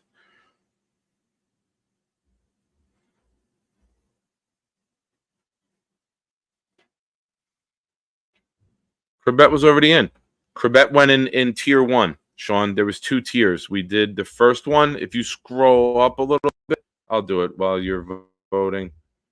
The first tier for receiver was Tune, Maynard, Coles, and Johnson. The second tier was Cribet, Walker, Marshall, and Cotchery. Now, Cribet and Tune make the proud New York Jet fan all-time team. I like that. And now the guys who finished second and third in each poll are being voted on for wide receivers 3 and 4. So the top 2 here will make it.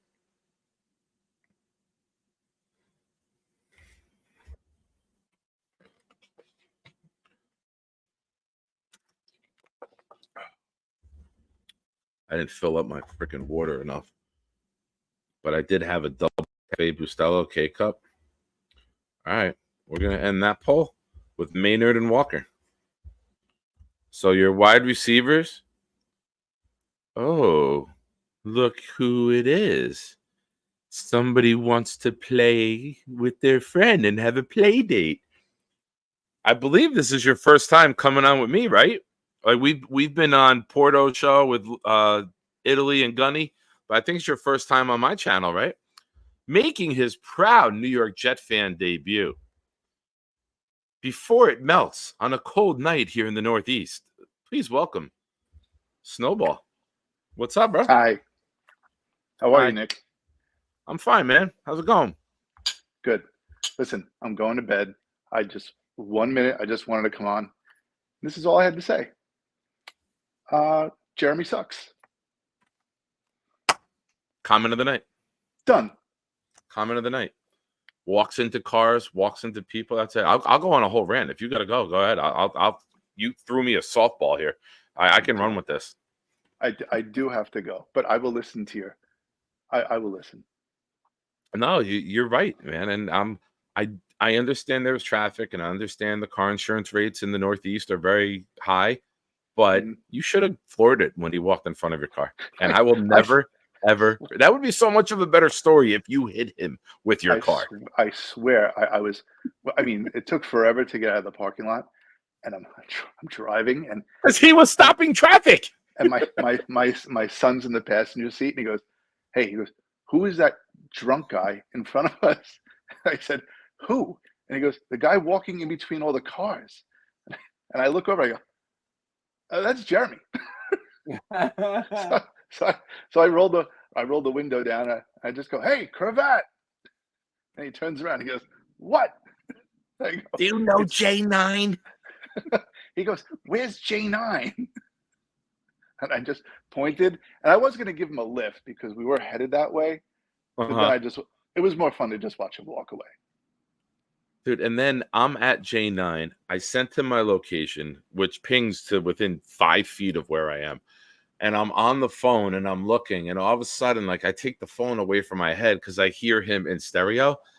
And there's nobody there. It's me and 2 other guys 25 feet away from me that are standing there. And I'm like, I go, "What the fuck is wrong with you?" And meanwhile, Green Bean's car is the only car in the parking lot. And my son and Green Bean's son are sitting in the car. I'm like, "I'll go find him." He walks up. He's 6 feet behind me on the phone. "I can't find. Where's Jay?" Oh, and he's standing right there. That's because he sucks and he's an idiot. I mean, he's probably going to like walk off of Long Island, like just into the water. Like, I'm going to take him to like a pier. And we'll walk out. Yeah, just tell him there's food off at the end. He'll just keep walking. There's shrimp. Don't worry about it. Are you going? I know you're out on Long Island. You going to the outing? I will be going. Yes. Awesome. So have a good time, man. I'll see that weirdo. That's pretty cool. Yeah. I hope you see him in the parking lot again. Well, I mean, we saw each other at the Cyclone.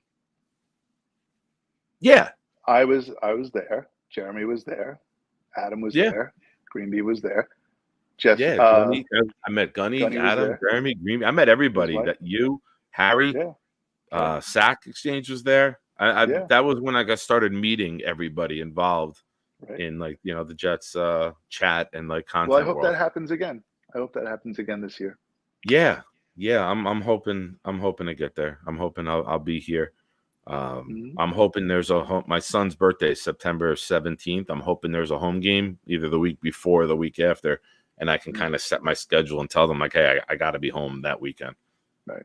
So, but it'll be cool that like if there's a road game, like guys that I tailgate with at K5, if they're going to San Francisco, is a game that I've been pushing for because I could go out and see Jeremy out there.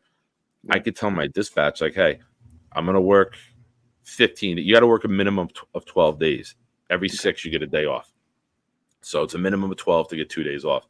But I can go 15 days and get 2.5 days off. And I can say, all right, I'll work this many days, but I need to be off. And can you end me near Sacramento or San Francisco? So I can go out there for 2 days. Yeah, let me finish by the idiot. I'm joking. I keep zinging them. That's all. That's fine. I got to go to bed. I've had a 12-hour day at work. I ate and I'm done. So I appreciate you stopping in. It was a pleasure. And best of luck for your training. I appreciate that. Yeah, and the hours of the show may end, but go ahead. I'll keep talking when you hang up. It was a pleasure, sir. That's all right. Thank you for making your debut tonight. I'll talk to you later. Yeah, pal. Take care. So the hours of the show might change. I might have to go on earlier. From my understanding, the bus from the hotel to the training facility leaves at 5:45 in the morning. So I can't be doing shows this late and expected to focus and learn in the morning. So I might have to go on before Green Bean, like go on from like 6 to 8 or 6:30 to 8 and switch. And on Sundays I might go on from like 7 to 9. It also depends on who I'm with. Someone else coming in for the first time. Let's see who this is. Hello from Denmark. Hey, Denmark. Oh, shit. How are you? Just randomly here, bro. I'm just alone here in Denmark, sitting. It's very late, looking for open panels. I know it's not open panel, but I respect you for opening up for me. Like, what is this about? You like football? Oh, is this about? It's American football. It's an American football channel. Okay. I don't know. Like, we have nothing. Like, listen. I don't know how many views you got. You got 47. Okay, that's a lot, bro. Tell me about American football then. You have to be about that then. So, and I'll tell you about Denmark if you have any questions. I've been waiting to talk about Denmark.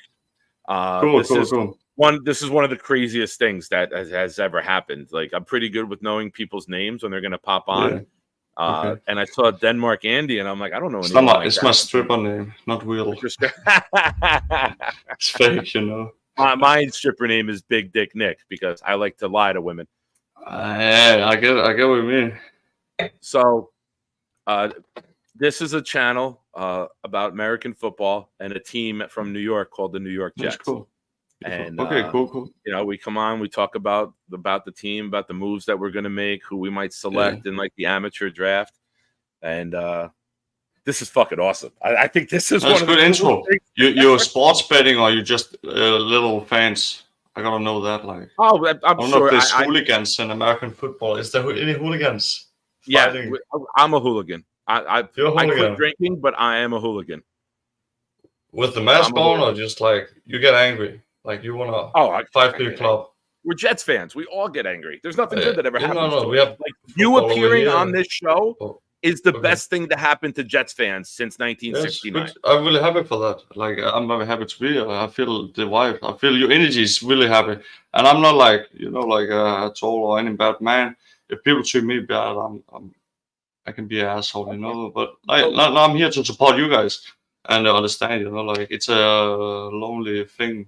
You're gonna be a wolf doing streaming, learning everything, and you're sitting here doing this yourself, having people watching. Respect. I've been doing stream myself in real life and desktop. I stopped doing it. Now in Denmark, what's your team? You have something to share. In America, we call ourselves diehard fans, like who are really intense. And we're talking about a sport now in March that doesn't start playing games until September, and there's this many people hanging out watching. What's your sport in Denmark? What is your team that you like love and like you really die for? I'm like a loser. I never got into sport, but like football is the thing, like with the real feet, soccer, Yep. And of course we just go with the Danish team. But the biggest thing in Denmark is actually the handball. Most people go for that, and that's something that's very well within. Okay. It's actually like not with American football. It's a warm ball, and it's like a little field, and you just go forward and back and push it in. The handball, chat loves you. That's very big. And no, yeah, I love you guys. Yeah, I love you guys too. I gotta ask you, But, how did you find my channel? Like, have I you go subscribed to the StreamYard on channel? YouTube. Because like we have to be StreamYard friends I will now. now. I will now. Actually, I will now. But I go YouTube and StreamYard. See who's live. Yeah. Basically, yeah. It's like on my TV. Like it's like Chatterbait. Like when I was a kid. Okay. But today Yeah, you go on yeah. YouTube. You see who's streaming, and maybe it's an open panel. You have the Okay. link. Put in. Yes, I just try to go in there. You know, you can just do this, and maybe people will let you know whatever. I talked to a few in here on YouTube. That's awesome. I'm really like. No, but it's nice one-on-one, This is you know. pretty Then you cool. really, yeah, it's really. That's what it's about, man. Just be open, you know, but be careful. Don't share anything you don't want to share. But you are open. Well, I was a guys. little hesitant because I see on like No, don't- Instagram, I see things like Omegle, and then people do like inappropriate shit when you don't know who they Yeah. are. That's popping why you in. don't do that shit, and that's why Yeah. you're here. You're just doing your own shit, sharing what you want to share. Be happy, man. and don't be doing this if you're not happy doing it. You know, like you just You're up late It's your show, drinking, you huh? know. Yeah, You're up but late yeah. drinking because you guys are. What time is it there? You're 5 hours. Five in the morning. 5 in the morning and 10 minutes. So like probably 5 All hours right. in front of you. All right. It's All right, like well, one. I don't drink anymore. I quit drinking, but I see you got a Respect. nice glass there. I'm What are an you sipping on? alcoholic. I'm an alcoholic, one. I'm only 23. I hate it. Oh, don't man. Respect Get for out you. of No, yeah, for real. And many addictions, but it's easy over here. And also to say, like Denmark drinking culture, it's start from a young age. You can buy it from you're 16. It's just everywhere. Like it's normal. 12 years old drinking first time, even younger. Yeah. It's I'm terrible. And in 45. America, it's kind of different with the like you can drive when you're like 16. In Denmark, you have to be 18, but just got like put a little bit down. Like when you're 17, you can take the driver license. Yeah, America's But, like, yeah, age what- 17 here too. Over here, That's smoking is illegal for like the This good is shit, awesome. you know. But So what do you do? Are drinking you a very normal. student? Are you a I'm student? Do you no, work? I don't finish that shit. I'm a traveling montage, you know, screwing man, like a blacksmith. But I'm just cutting and screwing. I don't welding or anything. I can't Do weld you a have little work bit, in the but morning? it's my uncle and business. No, I just quit. Now I'm on social benefit. So you quit. Now you just drinking all It night. was dangerous. There was not No really me. responsibilities. Living To be free. to be honest, it was not really me. The money was perfect. Uneducated. Yeah. Listen, I got the best money ever because I was traveling other cities. Denmark is small, but I got really good money. But it's not quit really me drinking. now. One of the guys in the chat says Denmark has real men. Here we But drink. the wine. only thing we Oh, think about in right. Denmark is scamming and drinking. I'm not like that, but in Denmark, it's a lot of that. Like it's small and Right. it's not like Greenland. We own Greenland, and they really drink and scam. But like I don't know. Well, here in America, we own Miami Dolphins fans because they are shit. So they're a football team here that we don't like. Most of the fans are. We question their masculinity. Like they're not the toughest guys. cool. You know, they're a little soft-wristed. But that's what you do, I guess. I don't know. I'm not into Yeah, sport. I respect. I think it's cool, but a little bit retarded. You know what I mean? So and is I'm that. not saying it in It's- your way. I'm just saying it from outside. I don't know what you do, but sport is No, cool. no, and I'm all. a I bit would love to retarded do too, so- sport. I don't take any No, offense no. to it. I'm a little bit retarded too. Like, I've been told that. we all have a physiology. We all have a meaning about everything, but it's all stupid. It's about seeing yourself, you know. And if you enjoy sport, what can I do about Yeah. it? So I'm going to Yeah. tell you right now, I've talked to a lot of the people in this chat, endless hours with them putting comments in. Some of them have come on air when I put with the StreamYard to come on and join the show. I have never had a better interaction with somebody. No, than I've it's had. cool. This No, is like no, I'm in- open. when I'm 45 years Open. old. So when I I'm was 23. in, Doesn't matter. I know. Mhm. Nice. But when I being was- open and you're looking and open up for me, I'm just wrong. I just need like interaction, and I'm All right. respecting that All right. interaction. I respect. I show you know when I was drinking and it was 5 a.m. and I needed interaction, I usually went to like some questionable sites and maybe ordered some friendly women the other night. It's retarded. Yeah, that's bad, man. You never get shit. You know what I mean? It's much better talking to me at 5 a.m. than it is one of those. Absolute. My girlfriend. I have a girlfriend. She's in Egypt, in Africa, for 1 She's in week. She Egypt? come home. Oh, she geez. come home and with her mom in a hotel. Just So nice when she vacation. comes home and she says to Coming you, true. Andy I haven't from got. Denmark, let me ask you a question. When she comes home and says, Denmark Andy, what did you do while I was away? You're gonna say I became friends with a guy in She America know I've who likes been. football. She know I've been partying all. But listen, the last thing she said to me, I'm gonna move away from our apartment. She's just moved in my apartment. Here's all the. Oh, very nice. Looks She just Denmarkish. moved in I here. like it. Very Moved in, Denmarkish. in a month ago, she moved in. Now she wanna move with her mom in a new town because her mom moved. She's tired of the addiction in the city. I understand, but I said to her like, I really want to move with her in a new apartment and start over fine. But she's taking the first train, letting me stand on the train station. That's not nice. But So I'm getting the fucked chat right has now. a question for you. I'm in a problem. Yeah. So you popped onto this show without me knowing you. What percentage of shows like do you get on and people are like, "There's no way, I don't know who this is." I know it. I know because you see the link, and then when the link Do a is lot of in the people chat, let you I on? scroll up in the chat if it's not posted in the description or whatever. Then I scroll up, and if there's a link, there's like 50-50. If it's black people, I was in a. Oh, don't say nothing like that. Yes, no. Listen, I don't say anything bad. I'm just saying black people. Brown people. People from America. Nope. African American. No. Don't say anything bad. Don't say anything about it. We'll just move on. Okay, I was going on a That's not good. We don't do No. that. I'm not for that. No. Listen. I'm watching you, Andy. I'm on to your tricks. No, listen. I'm not toxic anyway. I'm from the ghetto. Born in New York. But I talked to American people earlier today, and there was nine. They loved me, and we talked. But I was getting like fucking drunk and stupid. But how many shows have you been on? People, how many shows have you been on tonight? Five probably, and I've been. Am I your favorite? Absolutely, 1-to-1. Lan, you open, bro. You look like a woman. You don't take piss. Like you look like my old college. I go to his home. I took his phone with me as a fall. I thought it was my own fault. And he got so angry at me. He was, you look like big, you know. I'm big. Yeah, but you could be very angry. But listen, I was bigger. I'm not fucking around here. No way. All right. You're cool, bro.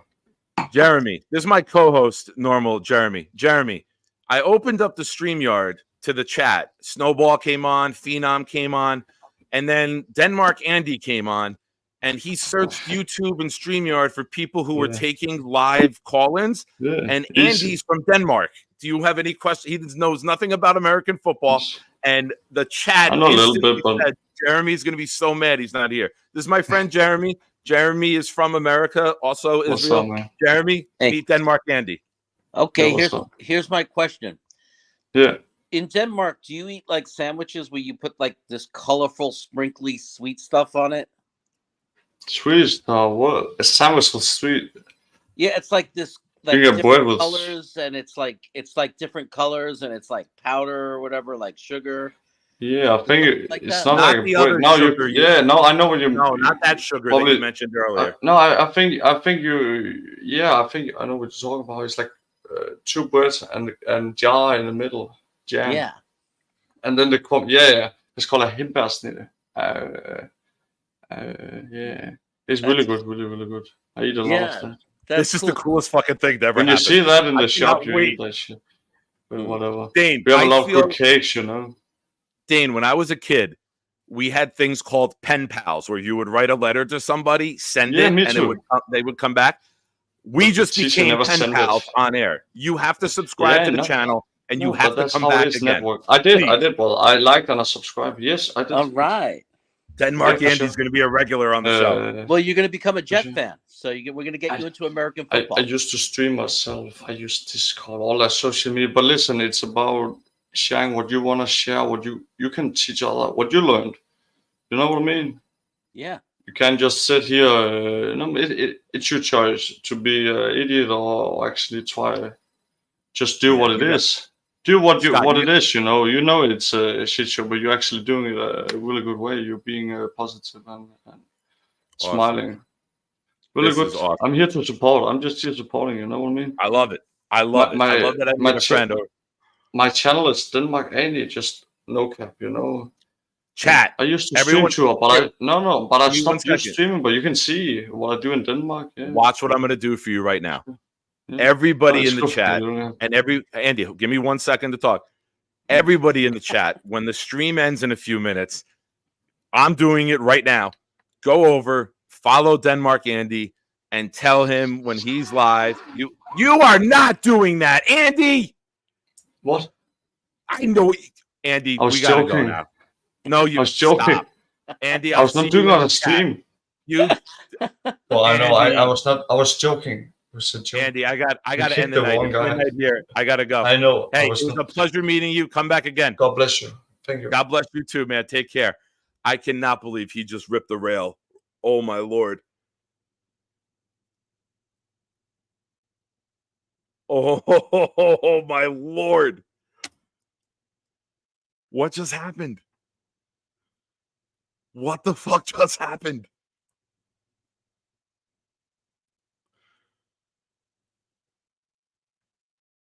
What just happened?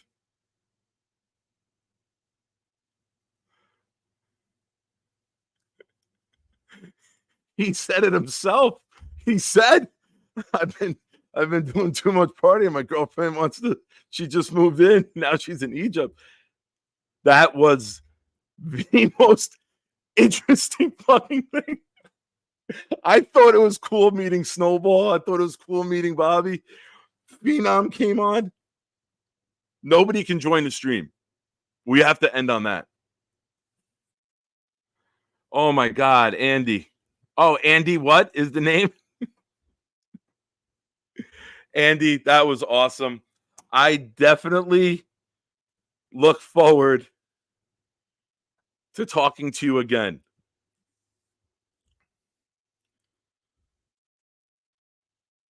Sean, I don't even know. It's hard to make me speechless. This was the most interesting way this show could have went. Oh, Dane, you're gonna chop that up for me. Not the line, the video.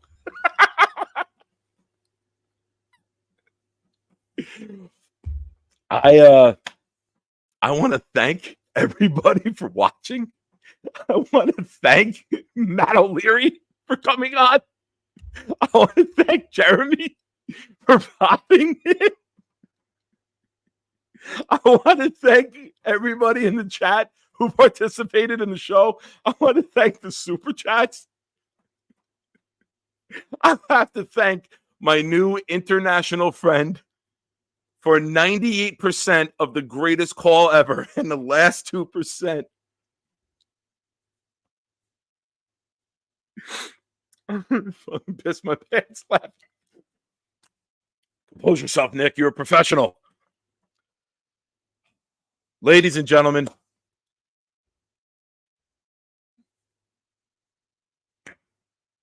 thanks for watching. I hope you guys remember this night, talk about this night, and we will have a short of that interview out shortly.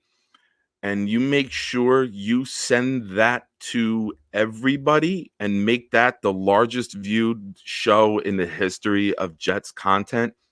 I am asking all of you, you do not have to send a super chat. You do not have to do anything financially. Promote the hell out of what you just saw. I don't know how I'm going to go to bed. I don't know how I'm going to process this. People who didn't witness this will not believe what just went down. No, actually, that show went right to the rails. Andy went right to the rails. That's why we had to bail. We had to bail when Andy hit the rail. I ask all of you, just talk about this moment because this was...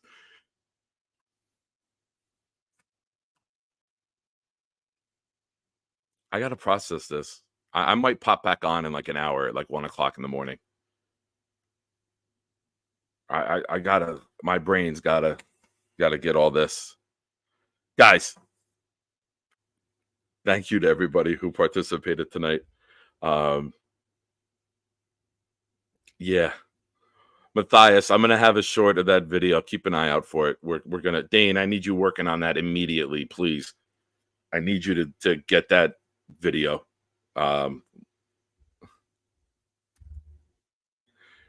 Copy and David. My God, what if we started a channel, just me and Andy?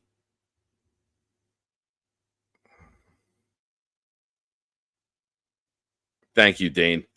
You know what to leave out. Don't worry, Matthias. That video. Yeah, Boba. When he flipped the camera, I thought he was going to show me that, and I was ready to bail. And then he leaned forward. I thought he was putting the glass on the table. I can't believe. I just want to, for anybody watching, I do not support that lifestyle. I am not for that.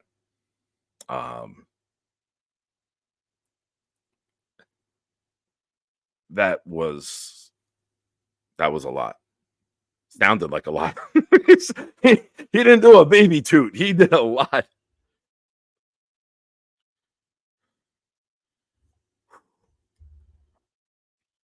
It's still there, Dane. It's there. You keep saying share it. It's there. I'm good, man. I'm good. Andy, I look forward to you calling again, Andy. If you're still watching, give me a thumbs up in the chat. The next time I have an open line, you're welcome. But you got to be a good guy. You're 23, man. Don't mess around with that stuff. You could ask me anything right now, Wild Wave, and I don't know what the fuck to say. You could ask me for my bank account information, and I wouldn't process the word no. I would just start telling you numbers. Of course, Jeremy had a food question. I texted Jeremy. I'm going to read you the text.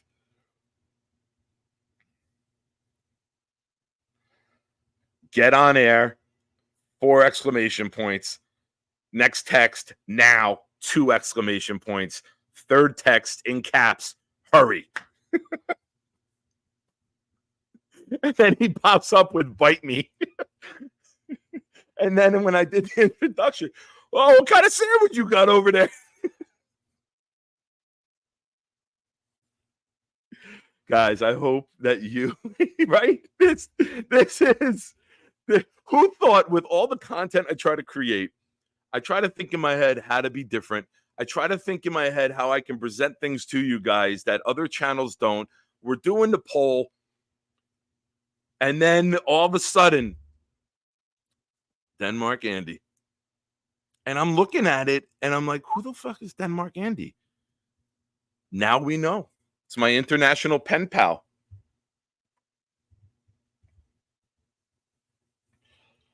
I cannot. Are you guys like me right now? Are you guys like kind of like awestruck by that moment? Like you don't know how to completely process it?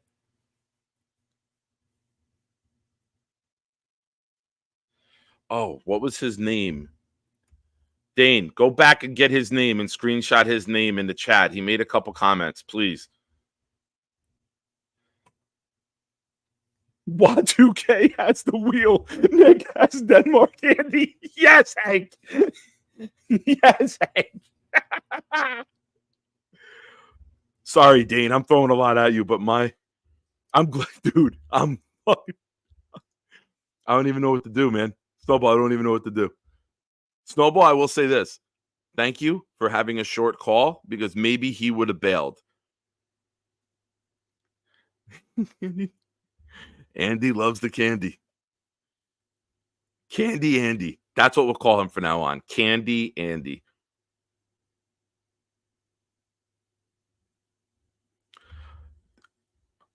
Dude,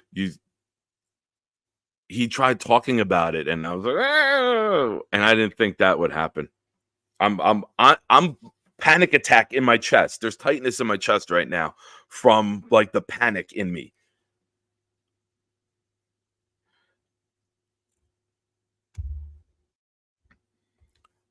Dane, that's the promo for the channel. This is why you stay till the end of a Nick Shine live stream. Sometimes you get a Jenna Jameson story. Sometimes you get a guy going off the rails from Denmark.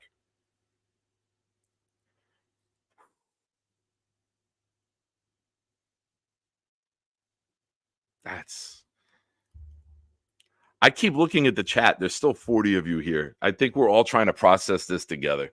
I thank all of you for hanging out. Yeah, Boba, that's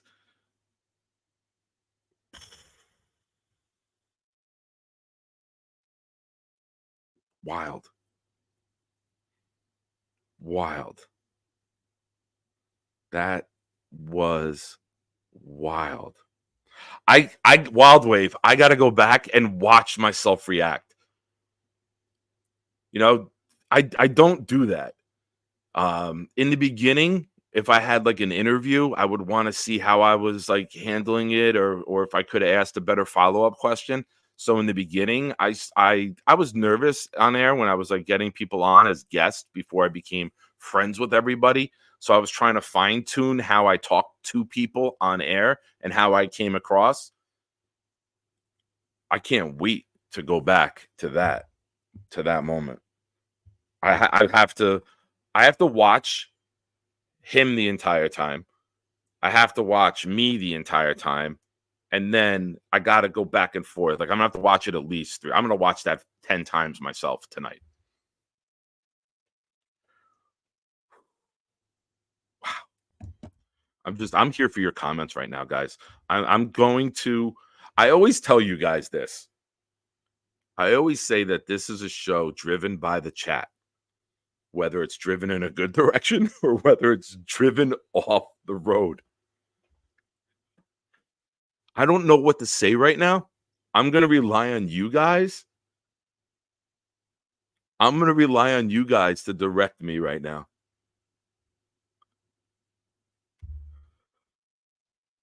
Oh, I knew the sound.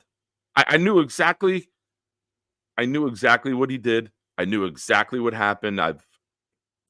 Part of my past was that. I don't mention that too much because, you know, I don't ever want my kids knowing. But that was part of my past. I knew exactly what he did when he dipped down, and I knew it before I heard it, and I fucking froze. Yeah. Oh, he mentioned it. When he mentioned his girlfriend, he's like, I party a bunch, and he tapped his nose. I went, oh, no. And then when it's 5 o'clock in the morning there, I'm like, oh, yeah, the pieces are together. I've been there. Scarface has entered the chat. Oh.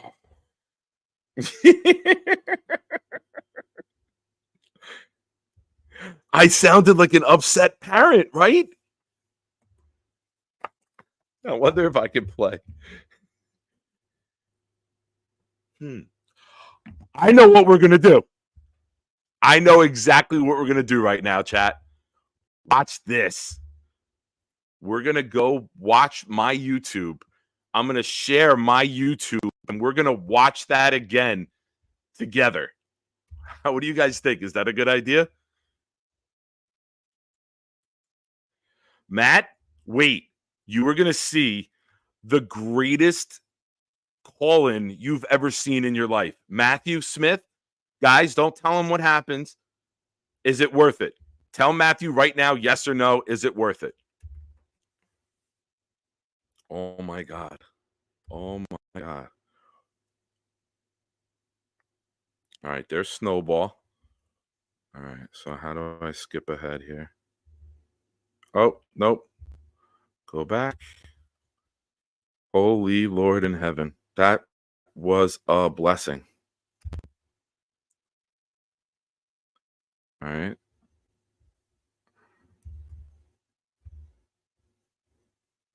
All right. So it starts here. Hold on. It starts at.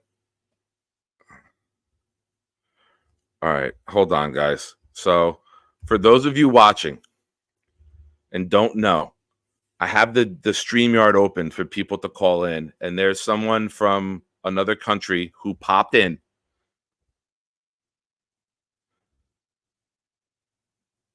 and he's not a football fan. Matthew Smith, enjoy. Everyone, enjoy. I'm going to keep an eye on the chat through my phone. Enjoy. I don't know can I do this, right? I could share my screen, and then I could still see your...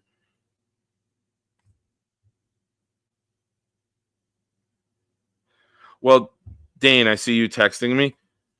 Nothing was visible. That's all that matters to me. Nothing was visible. All right.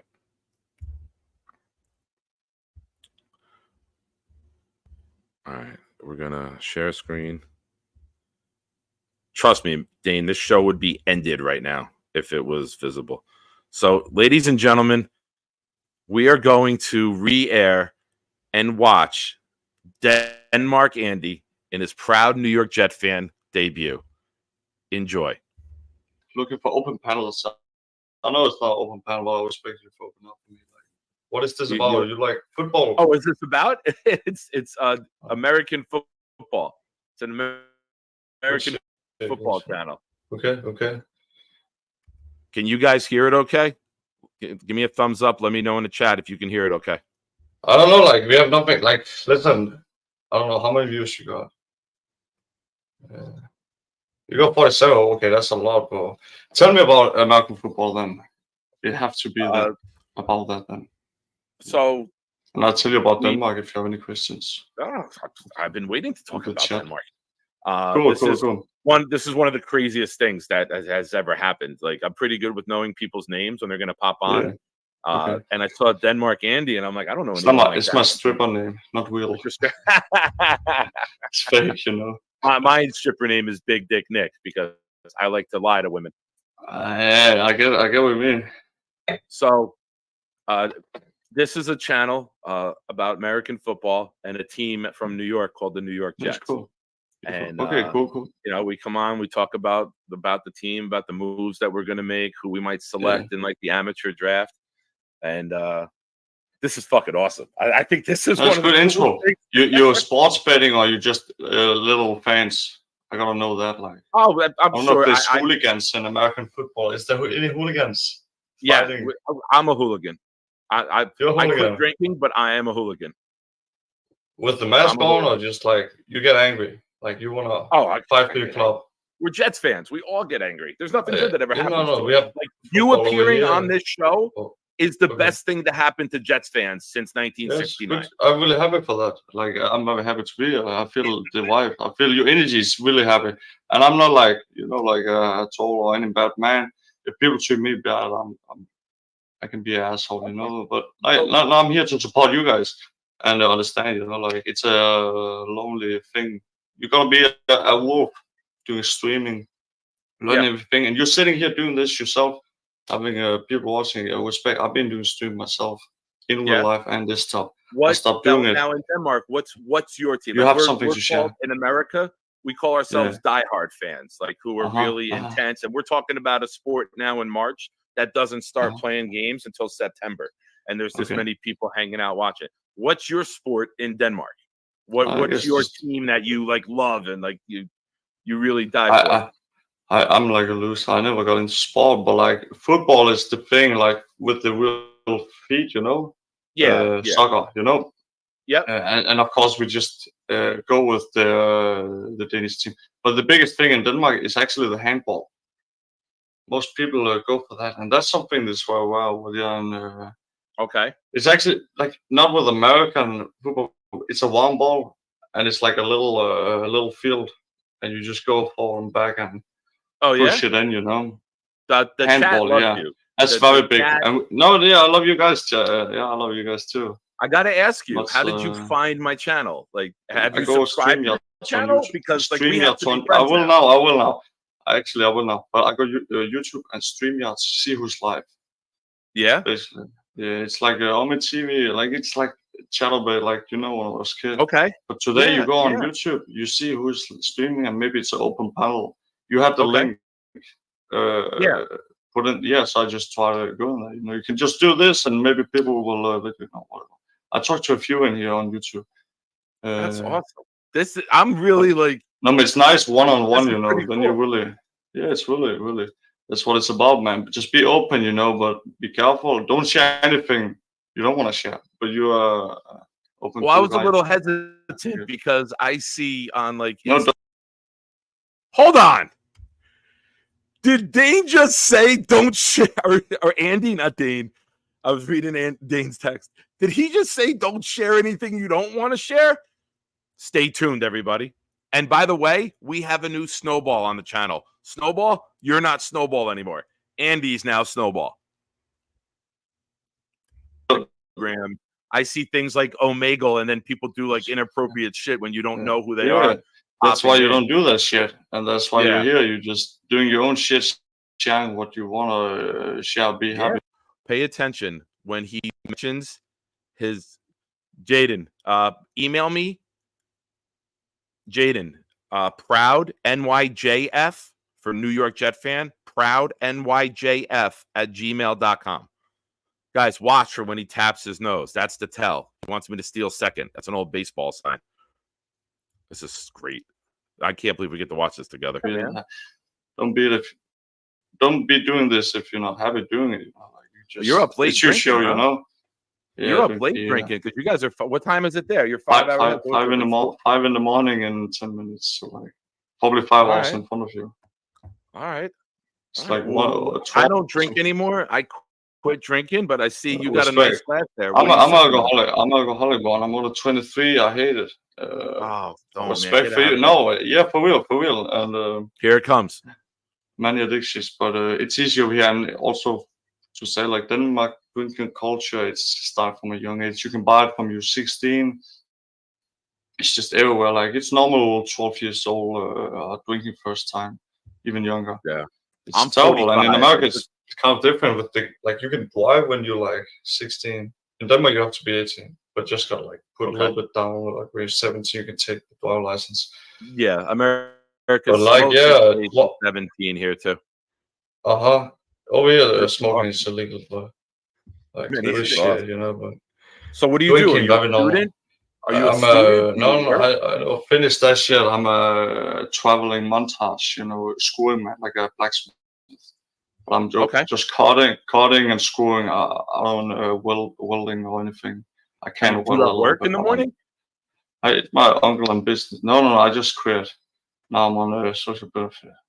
So you quit. Now you just drinking all night. It was dangerous. There was no really me. Responsibilities. To be honest, there was no really me. The money was perfect. Uneducated. Yeah. Listen, I got the best money ever because I was traveling other cities. Denmark is small, but I got really good money. But it's not really me now. One of the guys in the chat says Denmark has real men. Here we drink. The only thing we think about in Denmark is scamming and drinking. I just want to add something real quick. Kudos to me, because I really tried to make this a good interview. I didn't make fun of him. I wasn't an asshole. I was genuinely having a conversation trying to learn about somebody new. I feel betrayed that he did that at the end. Right? Like, I'm trying to keep this. I know he's drunk. I know there's other stuff going on at this point, or almost at this point. I literally tried to make this such a good interview, to have like a good, wholesome, pure moment. And right here is when the roller coaster starts to drop. Oh, man. All right. I'm not like that, but in Denmark, it's a lot of that. Like, it's small and it's not like Greenland. We own Greenland, and they will drink and scam, but like, I don't know. Well, here in America, we own Miami Dolphins fans because they are shit. So they're a football team here that we don't like. Most of the fans are, we question their masculinity. Like, they're not the toughest guys, you know? They're a little soft-wristed. But that's what you do, I guess. I don't know. I'm not into sport. I respect. I think it's cool, but a little bit retarded, you know what I mean? So I'm not saying it in your way. I'm just saying it from outside. I don't know what you do. But sport is cool. I would love to do sport. I don't take any offense to it. I'm a little bit retarded too. Like, We all have a philosophy. We all have a meaning about everything, but it's all stupid. It's about seeing yourself, you know. And if you enjoy sport, what can I do about it? So I'm going to tell you right now. I've talked to a lot of the people in this chat. Endless hours with them putting comments in. Some of them have come on air when I put with the StreamYard to come on and join the show. I have never had a better interaction with somebody. No, it's cool. I'm open. I'm 45 years old. So when I was 23. Doesn't matter. I know. I'm going to tell you guys right now. The kiss of death. That was the kiss of death that I planted right there. As soon as I complimented the moment, karma comes around and knocked me the fuck out. Wow. That was it. That was the moment right there. Maybe you could say it was bringing Jeremy in, but I think I was already texting him at this point. But me thinking the moment was good is where it turns, guys. Nice. For being open and you're looking and open up for me, I'm just wrong. I just need like interaction, and I'm respecting that interaction. I respect. I show when I was drinking and it was 5 a.m. and I needed interaction, I usually went to like some questionable sites and maybe ordered some friendly women the other night. It's retarded. That's bad, man. You never get shit. You know what I mean? It's much better talking to me at 5 a.m. than it is one of those. Absolutely. My girlfriend, I have a girlfriend. She's in Egypt, in Africa. For 1 week, she come home. She come home and with her mom in a hotel. Just so nice when vacation. She comes home and she says, I haven't got Denmark. Here it is. Let me ask you a question. When she comes home and says, Denmark, Andy, what did you do while I was away? You're going to say, I became friends with a guy in America. There it is. There it is, boys and girls. There it is.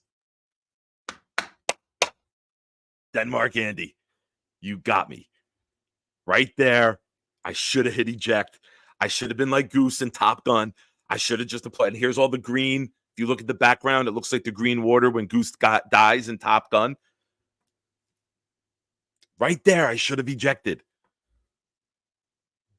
But if anyone knows anything about me, I've always had a problem with pulling out. So I've been partying all to policies. The last thing she said to me, I'm gonna move. There, I know. Right there, I know. She's just moved. You see that? Apartment. She's all the way from our partying all to policies. The last thing she said to me, I'm gonna move away from our apartment. She's just moved in my apartment. I thought he was going to show it there. Oh, very nice. Looks Denmark. Just moved in here. It's very Denmarkish. In a month ago, she moved in. Now she want to move with her mom in a new town because her mom moved. She's tired of the addiction in the city. I understand, but I said to her, like, I really want to move with her in a new apartment and start over fine. But she's taking the new or the first train, letting me stand on the train station. That's not nice, but so I'm getting fucked right now. I'm in a problem. Yeah.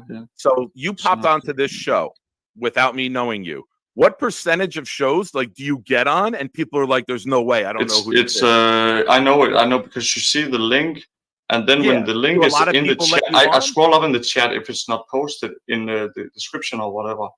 And then I scroll up, and if there's a link, there's like 50-50. If it's black people, I was in a. Oh, don't say nothing like that. Yes, no. All right. Here is where, in hindsight, I should have gotten out. I did cut him off.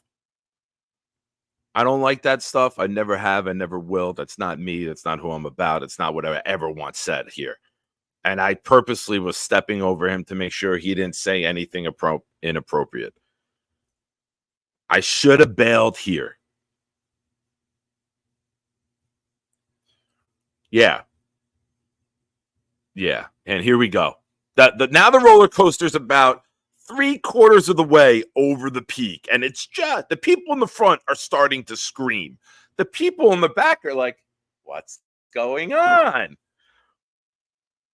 This is so good. I can't believe that I'm having a moment that was so good that we're having a live watch party of not a Jet game of the interview that I just had. Listen, I don't say anything bad. This is me texting Jeremy right now. Get in here now. Hurry. Bomb people. No, people from America, nope. African American. No, Don't say anything bad. Don't say anything about it. We'll just move on. That okay. I was going on. A that's podcast not today. good. That we don't do that. I'm not for that. No. Listen. I'm watching you, Andy. I'm on to your Yeah, tricks. no. Listen. I'm not toxic anyway. I'm from the. All right, let's break that down. Let's break down those couple sentences right in a row. I'm watching you, Andy. I'm on to your tricks. Obviously, I wasn't. Andy replies with, I'm not toxic in any way.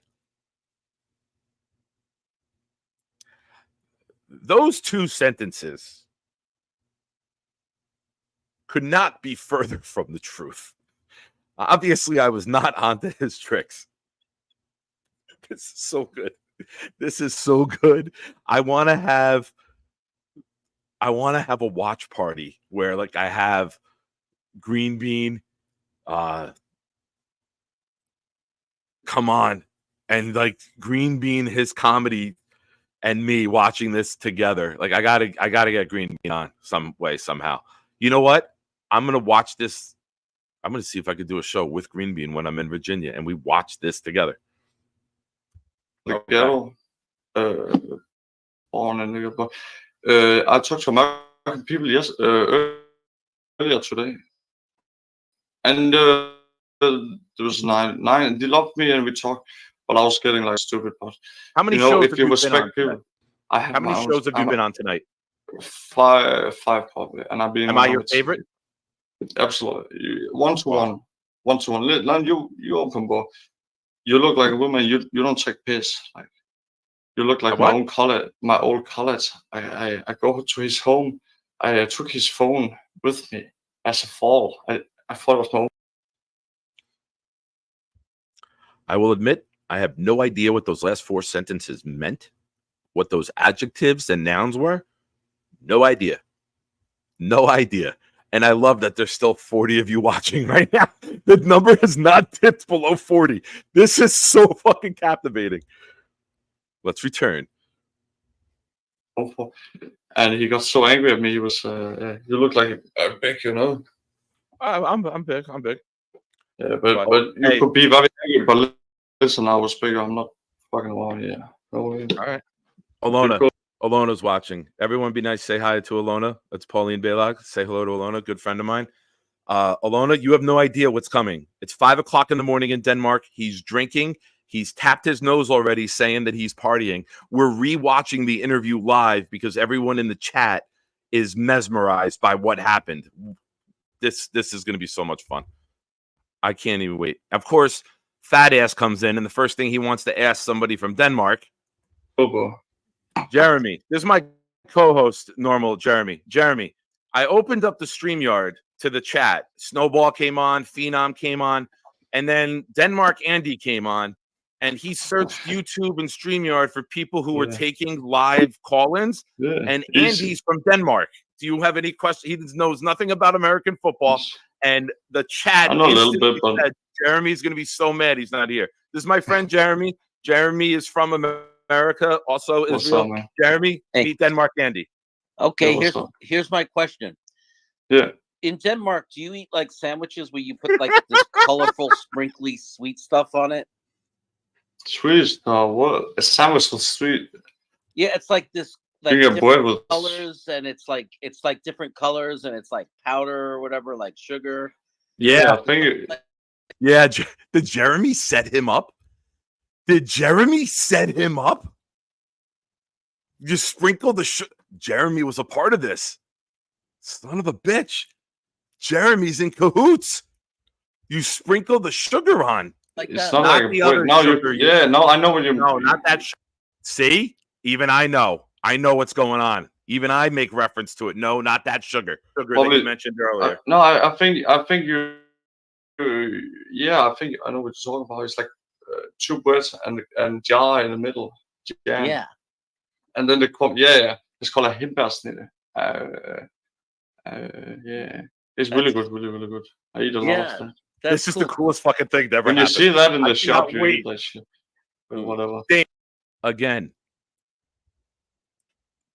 Alona, you were in the chat still. Thank you. I know you got to wake up early to go to the doctor. I texted her to watch this.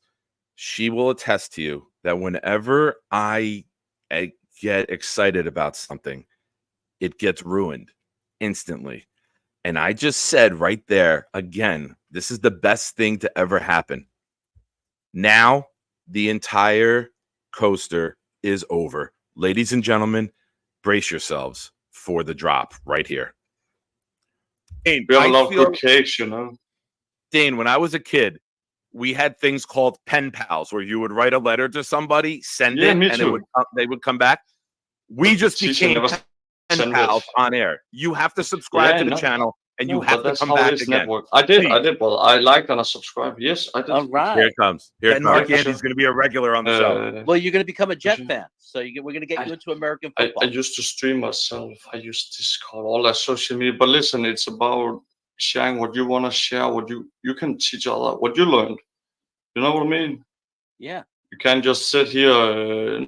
It's your choice to be an idiot or actually try. Just do what it is. Do what it is. You know it's a shit show, but you're actually doing it a really good way. You're being positive And here we smiling. go. Really This good. is awesome. I'm here to support. I'm just here supporting. You know what I mean? I love it. I love it. I love that I made a friend.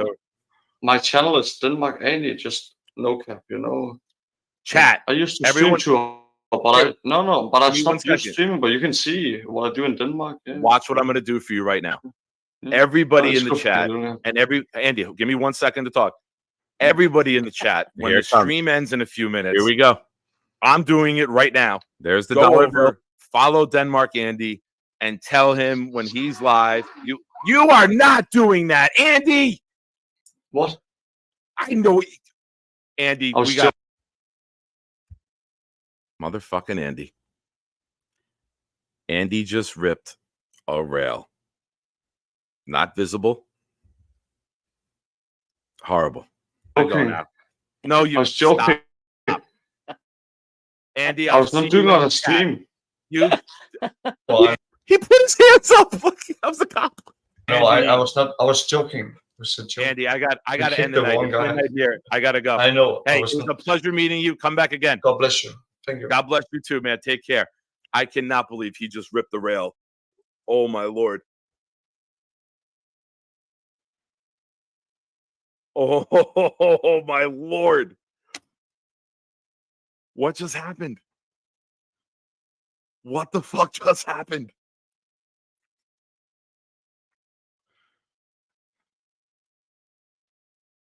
What just happened?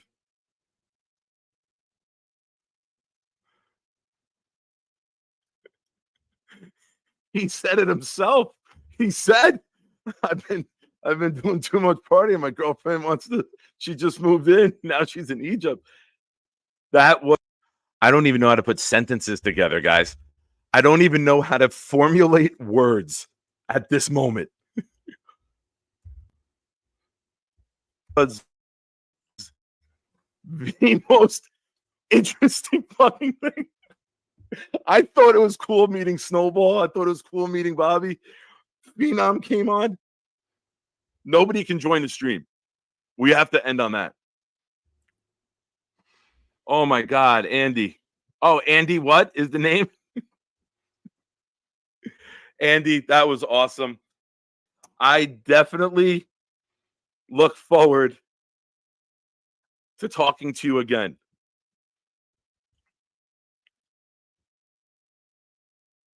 Sean, I don't even know. It's hard to make me speechless. This was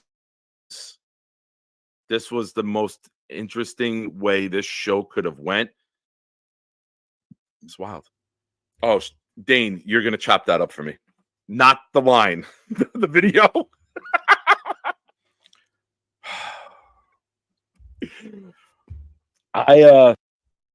Yeah. So what do we think?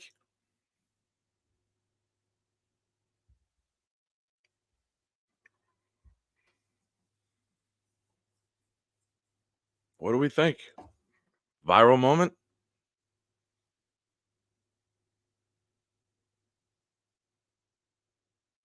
I I don't. I'm having like a panic attack. My chest is tight.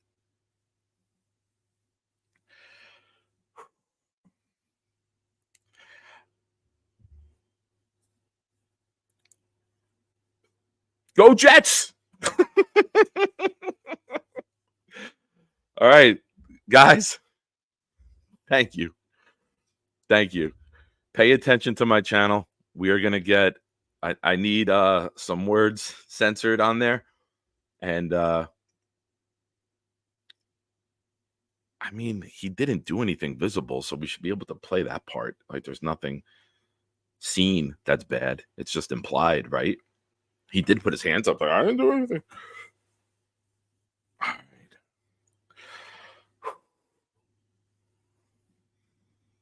Yeah. You know what?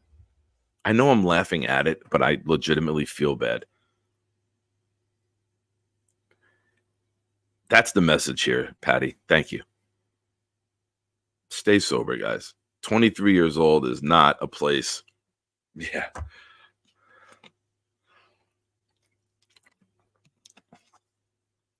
And one of them spoke over me. When I introduced Jeremy, I said, Andy from Denmark, this is Jeremy from Israel. But the audio got cut out. Scott, I thought having Dane on was fucking wild. Dane's a character. We got to get him to Long Island for the draft party. We got to get a GoFundMe to get Andy here. He'll probably never make it through customs, but still, it'll be fun. Yeah, man, I tried. 23 years old, man. That was me at 23. Not YouTubing, but the rest. So, guys, I 2.5 hours. I thought having Matt O'Leary on was going to be something that couldn't be topped. Wow. Thank you for everyone who's subscribed to the channel. Thank you for all of the new subscribers, whether you know or don't know what American football is. Jaden D'Angelo, if you're new, I don't know if you've subscribed yet, but I think you have every reason to after being here. Yeah, good night, everybody. Thank you guys for hanging out. Yeah, Hank, like that's going to be the thing that sets in with me.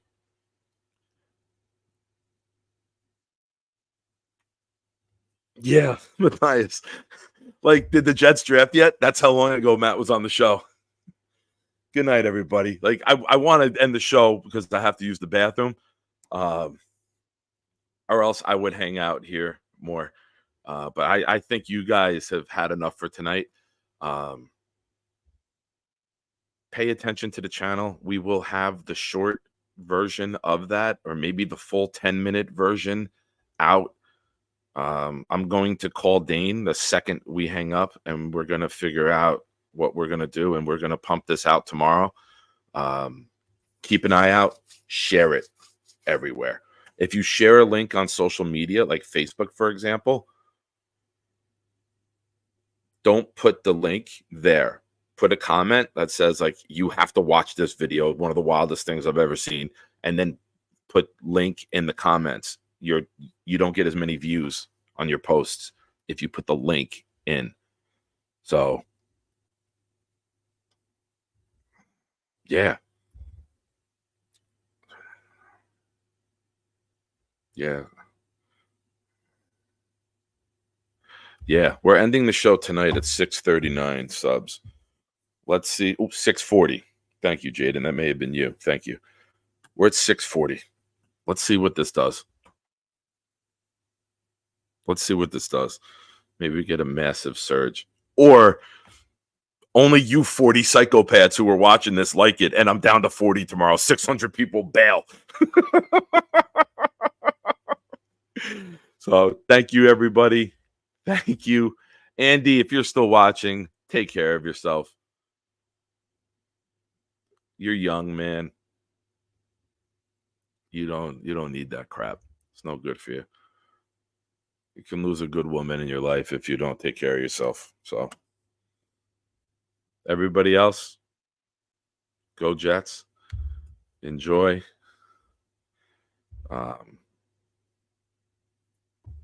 That's funny. I have 640 subs and it's 640 in Denmark. That's great. All right, everyone. I'm not even doing the closing video. I'm ending the stream.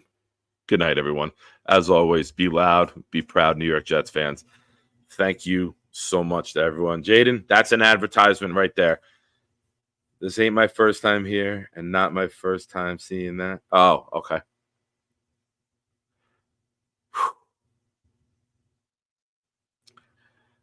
Good night, everybody. I might be back on in half an hour. I might not know how to cope and deal with this. I might need to come back on and talk more. So don't be shocked. Dane, call me. You call me. I don't want to call you if it's too late.